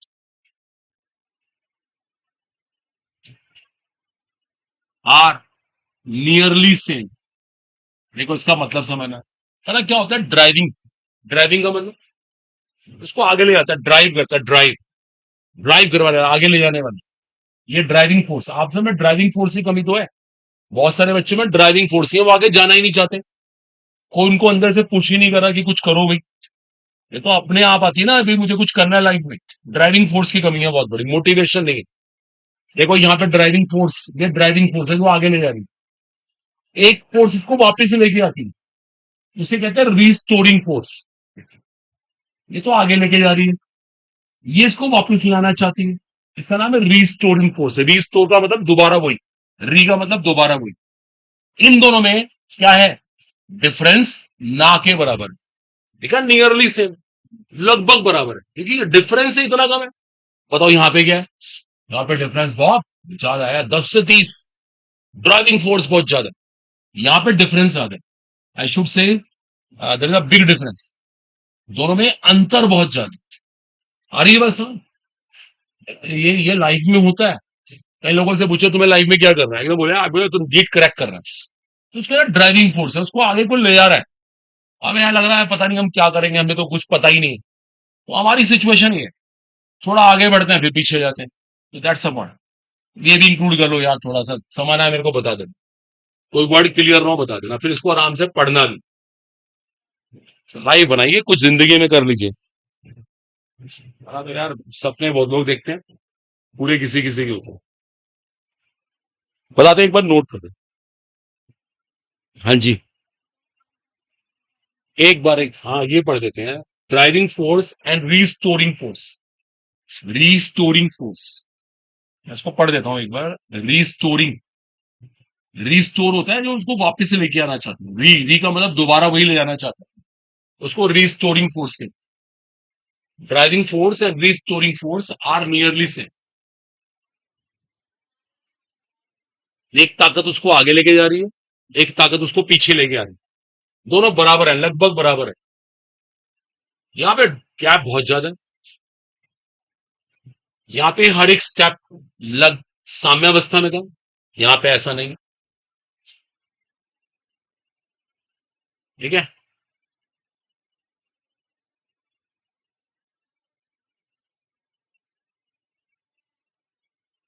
चलिए बच्चे, क्लियर हुआ उम्मीद है यहाँ तक, अंडरस्टैंडिंग बनी। एक बार ना पढ़ के देखो, अब चारों पॉइंट को रीडिंग करो एक बार, एक फ्लो में बिल्कुल, वो दिक्कत हो बताओ।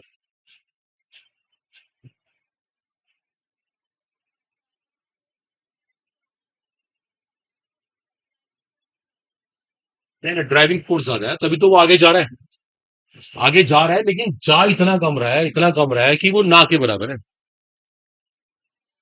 इन रिवर्स पे तो ऑब्वियसली ज्यादा है, वहां ड्राइविंग बहुत ज्यादा है, एकदम इतना ऊपर चला गया, ड्राइविंग ही ज्यादा रहेगी। यहाँ पे इतना गैप नहीं है, लेकिन यहाँ गैप ज्यादा है, 10 से 30। यहाँ ड्राइविंग फोर्स ज्यादा है, उसको ड्राइव करके इतनी आगे लेगी, उसको वापस आना बहुत मुश्किल है। थर्ड पॉइंट को पढ़ के देखिए, आप बताइए, आप पढ़ के देखिए पहले, बताइए आपको मीनिंग समझ आया नहीं। Every step is in equilibrium, हर एक स्टेप साम्यावस्था में है। वहां ऐसा नहीं है। ये है तो ये इक्विलिब्रियम तो मेंटेन है। इनमें कितना गैप है, देखो इतना कम गैप है कि समझो इक्विलिब्रियम है। आई वैसे कोई बात नहीं। देखो एक बात और सुनना जरा, देखो आपकी आपको ये अब करें अब। देखो आपके लिए एक इंपॉर्टेंट चीज और है, ध्यान देना। जैसे मैंने अभी आपको बताया प्रोसेस दो तरह के हैं, एक रिवर्सिबल एक इरिवर्सिबल। देखो जो हमारा ये टॉपिक है ना, जो हमने अभी सीखा, ये हमारा एक हाइपोथेटिकल कॉन्सेप्ट है। हाइपोथेटिकल समझते हैं? काल्पनिक। ये प्रैक्टिकल लाइफ में कोई नहीं ऐसे करता। ये इमेजनरी कॉन्सेप्ट है, इमेजनरी। ये रियल कॉन्सेप्ट है, ये हाइपोथेटिकल नहीं है। एक मिनट देखो, अब आपको ये बात ही समझाना कितना टफ हो जाएगा। आपने कभी पीवी स्कूल टू एनआरटी पढ़ा? बताना भी, कोई बच्चा बताया, कोई बताना, गुरु नानक वाले बच्चे खड़े जाओ, वाले स्टूडेंट। बताना इसे क्या कहते हैं, बताओ। खड़े होकर बोलो, खड़े होकर बोलिए फटाफट, इस क्या कहते हैं इसको। अपनी जो भी बात हो बताओ। इसके बारे में कुछ भी नहीं पता, कहीं पढ़ा नहीं आपने। अपने दोस्त से बोलो साथ में खड़े हो जाए, वो भी खड़े हैं आपके साथ। क्या कहते हैं इसको, बताओ क्या कहते हैं। पता नहीं। अपना नाम पता है? बैठ जाइए। देख लो फिर, आप क्या नीट की तैयारी कर रहे हैं अगर नहीं पता। क्या उम्मीद लगे बैठे थे यहाँ, पता नहीं क्या हो जाएगा। क्या हम मिरक्कल कर देंगे यहाँ पर। आगे बैठे हैं बॉय, बताइए। आगे बैठे हैं बॉयज, क्या कहते हैं इसको, कुछ कुछ ही बताओ, बताओ। क्या मैं आपकी ऐसे इंसल्ट करूं, मुझे भी अच्छा लग रहा है। आपको कुछ भी नहीं पता, कभी पढ़ा नहीं इसके बारे में? कभी कहीं पढ़ा है इसके बारे में, आपसे ही पूछ रहा हूँ। राइट। कहाँ से किया ट्वेल्थ आपने? देखिए आप एसडी से पास हो। वो तो मेरे दोस्त पढ़ाते हैं एसडी में, उन्होंने कभी पढ़ाया नहीं इसके बारे में। बड़े अफसोस की बात है। चलो बताओ क्या कहते हैं इसको। राइट है। इसका हिंदी नाम है आदर्श गैस समीकरण। पीवी बराबर एनआरटी। अब आपको नहीं पता, बैठ जाइए, आप लोग कितने पीछे हैं देखो। और आप लग रहा है ये पता नहीं क्या कर देंगे। क्यों नहीं पढ़ा था, गलती आपकी। सिलेबस था ये, हिंदी मीडियम के सिलेबस में है, गैसेस स्टेट कहते हैं इसको। अब आप कह दो हमने पढ़ा ही नहीं, हमें पता ही नहीं, तो कैसे काम चलेगा। आदर्श गैस समीकरण इसका हिंदी नेम है, और वैसे कहते हैं आइडियल गैस इक्वेशन। और कहने को हमारे मार्क्स कितने हैं, 70%, 75%। जब को आपके इतने मार्क्स सुनेगा ना, तो आपसे पता नहीं क्या एक्सपेक्ट करेगा, पता नहीं कितने बच्चे को आता, उसको ये पता ही नहीं है क्या। उसको लग जाएगा साफ साफ चीटिंग करके नंबर आए। उसको साफ दिख जाएगा ये मार्क्स इसके अपने हैं ही नहीं, चीटिंग से मिले हुए हैं। ये है देखो स्टैंडर्ड हमारा, इसलिए हम खाली घूम रहे हैं, जॉबलेस।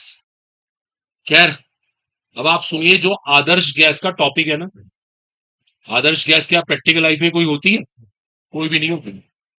आइडियल गैस टोटली एक इमेजनरी कॉन्सेप्ट है। ऐसे ही ये हमारा एक इमेजनरी कॉन्सेप्ट है, अपने पास से माना हुआ। प्रैक्टिकल लाइफ में कोई नहीं होता ऐसा। तो खैर, ये तो आपकी नॉलेज के लिए था। चाहे लिखना लिख भी सकते हो, उसे टेबलें बना लो आप। हाइपोथेटिकल कॉन्सेप्ट लिख सकते थे। लिखना लिख लीजिए, उसी टेबल में जहां मैंने टेबल बनाई है, वही में डिफरेंसेस में लिख लूं। रिवर्सिबल प्रोसेस एक हाइपोथेटिकल कॉन्सेप्ट है, और इरिवर्सिबल प्रोसेस एक रियल कॉन्सेप्ट है। अब एक बार सारे पॉइंट पढ़ के देखो, पढ़ो सारे पॉइंट एक बार। हम्म,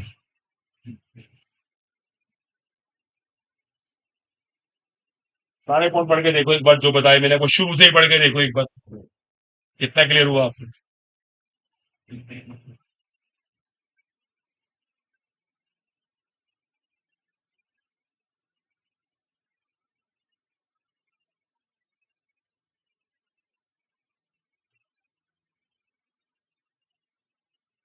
बस स्टार्टिंग से पॉइंट पढ़ के देखो, जितने भी है सारे क्लियर हुए हुए।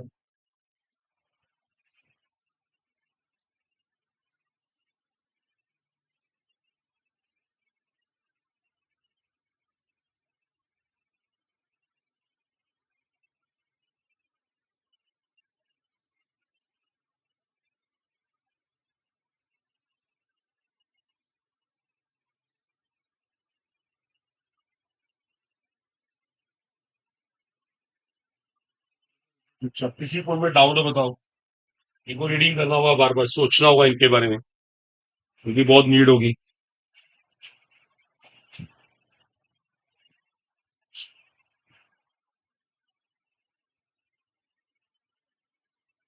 बोलो को दिक्कत किसी पॉइंट पे कोई प्रॉब्लम आई हो? सब क्लियर है?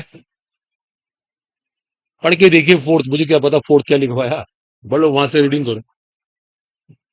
क्या मतलब हुआ इन दोनों का? आप पहले इसका हिंदी मीनिंग बता दीजिए। तो पढ़िए ना। ड्राइविंग फोर्स किसे कहते हैं? जो ड्राइव कराती है, आगे चलाती है। इतना तो दिमाग लगाइए। क्या होता है रिस्टोरिंग? री का मतलब दोबारा वो चाहती है वहीं आ जाऊं मैं। एक ले जाने वाली फोर्स, एक वापस लाने वाली फोर्स, ये है ड्राइविंग फोर्स और रिस्टोरिंग फोर्स। दोनों में अंतर क्या है? अंतर है ही नहीं खास। तभी तो वो इतना कम आगे गया था। तभी तो वो इतना कम आगे गया था, 10.0000001 पे गया था। इतना कम अंतर क्यों आया? दोनों फोर्स में खास अंतर था ही नहीं। आ रही है बात समझ? कई बच्चों का पढ़ने का मन ही नहीं करता, क्यों? ड्राइविंग फोर्स ही नहीं है। अंदर से कोई कह ही नहीं रहा कि पढ़ो, कुछ करना है। वो एनर्जी ही नहीं है, वो ताकत ही नहीं है। मन बार बार कह रहा है बस सो जाओ, रेस्ट कर लो, बस सो जाते हैं। रिस्टोरिंग फोर्स ज्यादा है मन। तो ड्राइविंग फोर्स आगे लेके जाती है, रिस्टोरिंग उसको वापस वहीं लेके आती है। दोनों में खास अंतर नहीं है। देखो एक बात तो सुन लेना। मान लीजिए आपने प्राइवेट मेडिकल कॉलेज ज्वाइन कर लिया, इमेजिन कर लो आपके फादर ने एडमिशन करवा दिया, ध्यान रखना वहां पढ़ने में पसीने आ जाएंगे। एक तो वहां सारा इंग्लिश है। चलो वो भी कोई बात नहीं है, समझ नहीं आ रहा, समझाने वाला कोई है ही नहीं। खुद का दिमाग लगाना पड़ेगा। ये हैबिट अपनी अभी से बना लो। अगर पेरेंट्स ने कहीं करवा भी दिया, पहली बार तो नीट क्रैक करना तो बहुत मुश्किल हो रहा है, क्योंकि तैयारी हमारी देख रहे हैं कैसे हो रही है। अगर हमारा कहीं प्राइवेट में हो भी है ना, तो वहां बहुत मेहनत करनी पड़ती है। डॉक्टर बनना कोई इतना आसान थोड़ी ना है। आप गए वहां से डिग्री मिल जाएगी। पढ़ना पड़ेगा, वहां भी लगातार एग्जाम होते हैं, खुद पढ़ना पड़ता है। महसूस पढ़ा करो, कोशिश करो। वो driving force, restoring force. Drive का मतलब आगे ले जाना, रिस्टोर मीन्स वापस लेके आना, इसलिए कहते हैं घर पे रीडिंग भी करनी। चलो भाई और बताओ, कोई डाउट हुआ किसी पॉइंट पे? बस क्लियर है। आगे चलते हैं। अभी प्रोसेस के अंदर कुछ और केमिस्ट्री बतानी है। अब एक वर्डिंग होती है आइसोथर्मल प्रोसेस। ये तो आप बहुत अच्छे से हिंदी मीडियम में करके आए। एक होता है आइसोबारिक प्रोसेस, एक होता है आइसोकोरिक प्रोसेस। चलो भाई पहले वन बाय वन चलेंगे, इसको डिस्कस करेंगे। हेडिंग है आइसोथर्मल प्रोसेस, हिंदी में नाम होता है समतापीय प्रक्रम। हिंदी में है समतापीय प्रक्रम। बताओ किसे कहते हैं आइसोथर्मल प्रोसेस? हाँ देखिए, गर्ल्स से एकदम कैच कर लिया समतापीय सुन के। हमारे बॉयज ऐसे ही बैठे हैं। इसमें टेम्परेचर सेम रहेगा थ्रू आउट। Temperature remains same throughout. पूरे प्रोसेस में टेम्परेचर नहीं बदलेगा। इसका मतलब टेम्परेचर का डिफरेंस क्या है? Zero. That is interesting. Temperature का difference zero, delta T is equal to zero. इसे कहते हैं आइसोथर्मल प्रोसेस। आपको कैसे एग्जांपल पता है? तो एग्जांपल पता है जहां पे कभी टेम्परेचर सेम रहा हो, ऐसी कोई चीज पढ़ी है आपने? एक आर्टिकल था बॉयल्स लॉ, पढ़ा है आपने बॉयल्स का नियम? पढ़ा नहीं पढ़ा? है ना। बॉयल्स लॉ कभी जाके घर पे अपने नोट्स में से रिवाइज करना। इसको हिंदी में बॉयल का नियम कहते हैं, देखना उसमें टेम्परेचर सेम रहता है। ठीक है ना। तो इसे कहते हैं आइसोथर्मल प्रोसेस, समतापीय प्रक्रम। एक आइसो बारिक होता है। बार से क्या पता लगा? सही कह रहे हैं, प्रेशर रिमेन सेम। यहां प्रेशर सेम रहता है थ्रू आउट। इसका नाम, इसको बोलेंगे delta P is equal to zero. Pressure में कोई चेंज नहीं हो रहा। एक पढ़ा आपने चार्ल्स लो, पढ़ा है चार्ल्स लो? चार्ल्स का नियम पढ़ा नहीं पढ़ा है ना? अभी कम से कम नाम तो सुना होगा, सुना सुना लग रहा होगा भी कि हाँ ये सुना हुआ है। चार्ल्स। आइसोकोरिक।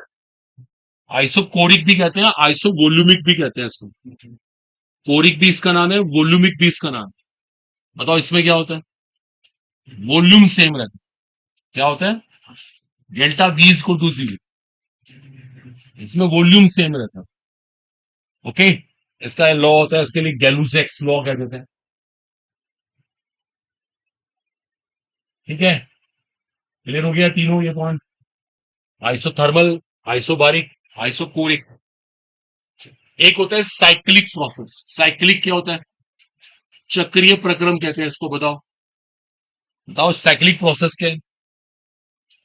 जहां से आप शुरुआत करके हैं वहीं घूम के जाते हैं। एक चक्र बना हुआ है, साइकिल बनी हुई है, साइक्लिक प्रोसेस।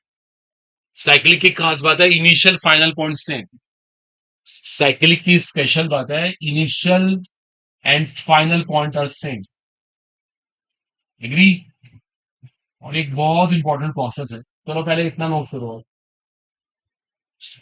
ये तो आपने बहुत अच्छे से हिंदी मीडियम में किया होगा, प्रॉपर इसकी डेफिनेशन लिखवाई होगी आप। देखिए मेहनत, बिना मेहनत के तो कुछ भी नहीं होगा। आपको लग रहा हो कि कोई कॉम्पिटिशन क्रैक करने में बहुत मुश्किल लग रहा है। ये तो आपने ड्राइविंग कोर्स है, कुछ करने की इच्छा, अदरवाइज तो आप कोशिश करते हैं, वो ही नहीं आते। तो लग रहा है जो होगा देखा जाएगा, कुछ और कर लेंगे, ये कुछ और कर लेंगे। ऐसे नहीं लाइफ में कुछ होना है, यही करना है मुझे, तो बन सकते हैं आप।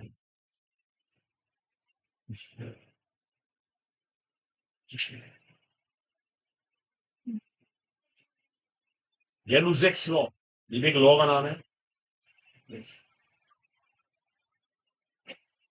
ठीक है बच्चे, क्लियर हो गया? आइसोथर्मल, आइसोबारिक, आइसोकोरिक, साइक्लिक, ये सारे आपको आने चाहिए।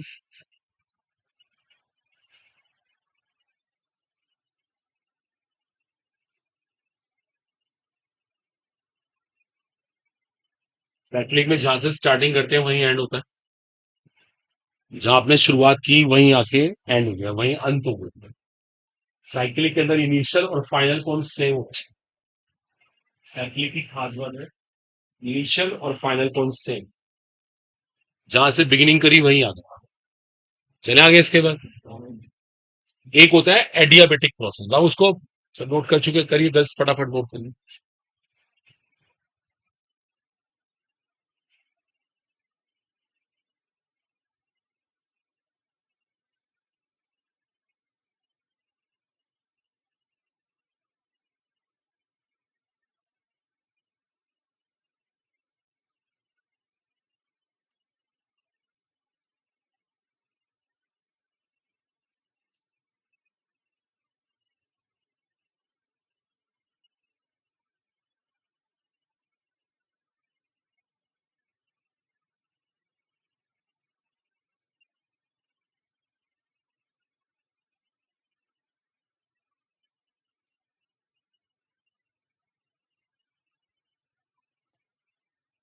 Okay, clear? इसके बाद नेक्स्ट होता है, उसे कहते हैं एडियाबेटिक प्रोसेस, ये बड़ा इंपॉर्टेंट है। देखो इसके बारे में ना एक बड़ी इंपॉर्टेंट चीज है, ध्यान देना। पहली बात तो इसमें कोई हीट चेंज नहीं होती, याद है एडियाबेटिक वॉल, जिसमें कोई हीट चेंज ही नहीं हुआ था। देखो ध्यान देना, इसमें क्यू जीरो रहता है, ना हीट जाएगी ना हीट आएगी। अभी बात बड़ी इंपॉर्टेंट है, इस प्रोसेस की खास बात है ये ना सडन प्रोसेस होता है। सडन समझते हो? Yes, sir.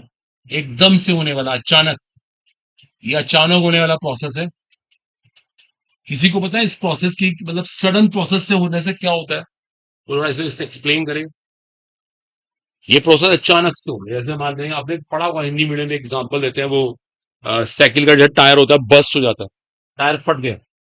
बड़ा आपने ऐसे एग्जांपल्स, मैं भी हिंदी मीडियम से पास आउट हूँ, इनको याद है, ऐसे पढ़ाते थे वहां। जैसे टायर बस्ट होता है ना, टायर फट जाना, एडियाबेटिक प्रोसेस में आता है। क्या होता है सडन प्रोसेस की, किसी को खास बात पता है? ये एकदम से होता है, ये इतनी जल्दी होता है कि हीट को एक्सचेंज करने का टाइम ही नहीं मिलता। दैट्स अ पॉइंट, देखो सुन लो, ये इतनी जल्दी हो रहा है, सडन का मतलब इतनी जल्दी हुआ, अचानक से हुआ, अचानक हुआ कि हीट को एक्सचेंज करने का टाइम, जैसे आपको पता हुआ, जैसे बहुत सर्दी होती है तो हम बहुत सर्दी में ऐसे हाथों को रब करते हैं, रगड़ते हैं। क्यों करते हैं ऐसा?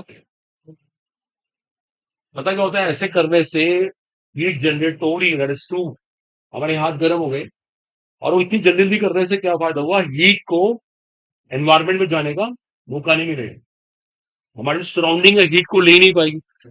वो काम इतनी जल्दी हो रहा है कि हीट एक्सचेंज, मतलब हीट एक्सचेंज नहीं हो रही, हीट वहीं की वहीं रहेगी सीधी सीधा। तो ये इसकी खास बात है, सडन प्रोसेस, बहुत फास्ट है, ये ध्यान रखना।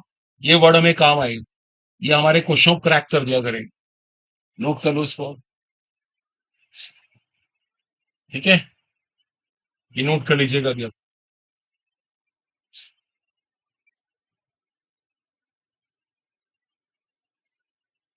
आप भी अच्छी से पास हो। बर्बाद कर दिया आपने ऐसे लग रहा है। यूएसडी गई है।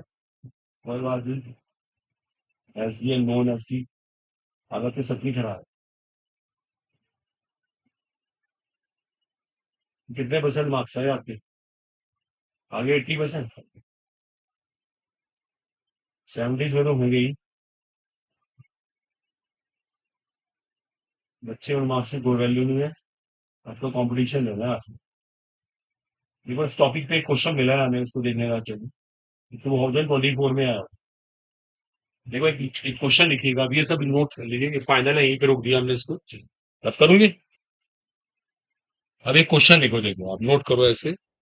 ऐसे लिखो, मैच मैच द कॉलम। इसको मैच द कॉलम बोल देंगे हम लोग। इसमें लिस्ट वन है, लिस्ट टू। नोट कर लीजिएगा। एक लिस्ट वन है, एक लिस्ट टू है। अब बात किसी को नहीं करनी है, चुपचाप जो करना है अपने आप करिएगा। आवाज किसी की ना आए। बहुत आसान क्वेश्चन है। 2024 में नीट में आया है। तो वर्ड क्लियर हो मेरे को बता देना।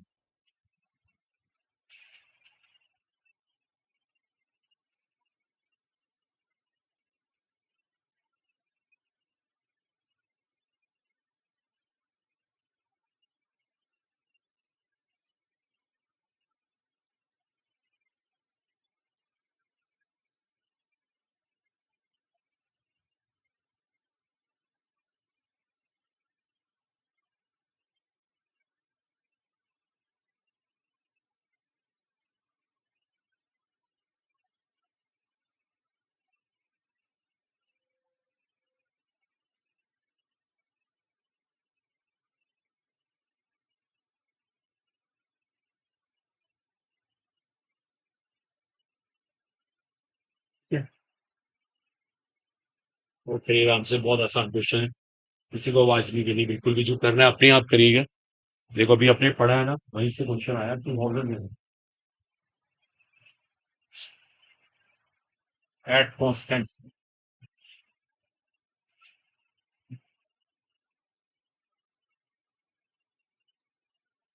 Carried out at constant temperature, next में carried out at constant volume, और नेक्स्ट में carried out at constant pressure. ये चार केसेस हैं।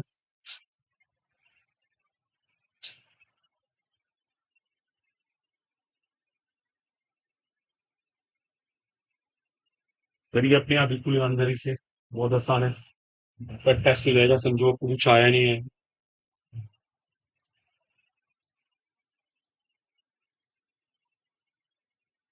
अच्छा कोई नहीं, लीजिए।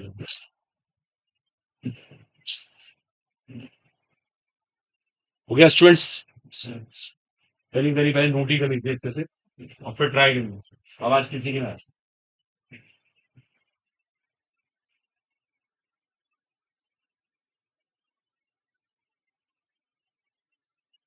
वॉइस करेंगे तो वॉइस से बहुत अच्छी है। बोर्ड में लिखा हुआ carried out at constant pressure. ऐसे था आपका नाम? चार। दे भैया, बताइए आपके बिजनेस।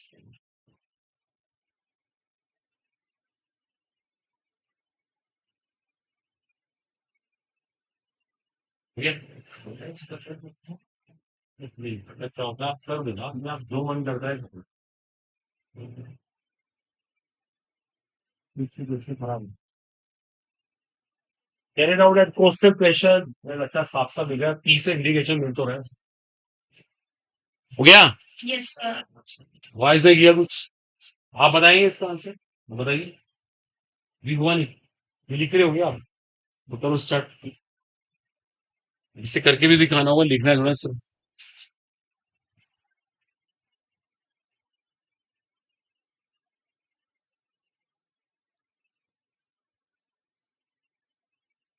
हो गया।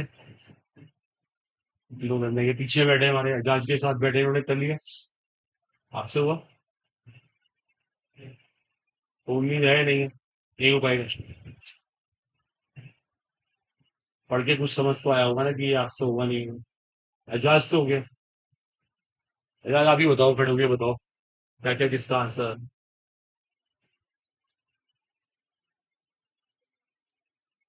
आप बता दीजिए। आप भी एस डी कॉलेज से हैं? आप कहाँ से? बताइए क्या आंसर है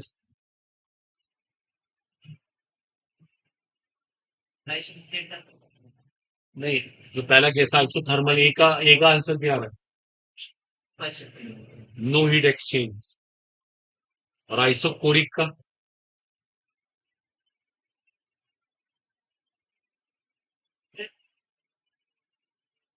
नो वॉल्यूम चेंज। आइसोकोरिक का? आइसोबारिक? Temperature change. चलो बैठ जाओ, कोई बात नहीं, चलो वेल ट्राइड। और कोई आप बता दीजिए इस्लाम इंटर कॉलेज से हमारे मिस्टर हमजा, खड़े होके बोलिए।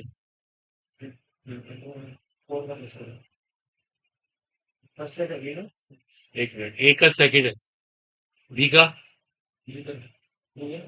है? अच्छा, और कॉन्फिडेंट है आप बिल्कुल? कॉन्फिडेंट है अपने आप किया? सही किया आपने, गुड। ये नॉर्मल है, यहाँ पे कांस्टेंट टेम्परेचर है, यहाँ पे कांस्टेंट वॉल्यूम है, यहाँ पे कांस्टेंट प्रेशर है, और एडियाबेटिक में कोई एक्सचेंज होता भी नहीं। डन। ठीक है, आई थिंक क्लियर। सिंपल सा क्वेश्चन था, 2024 में आया। बस आज के लिए इतने ही कर पा रहे हैं, बाकी कल देखेंगे।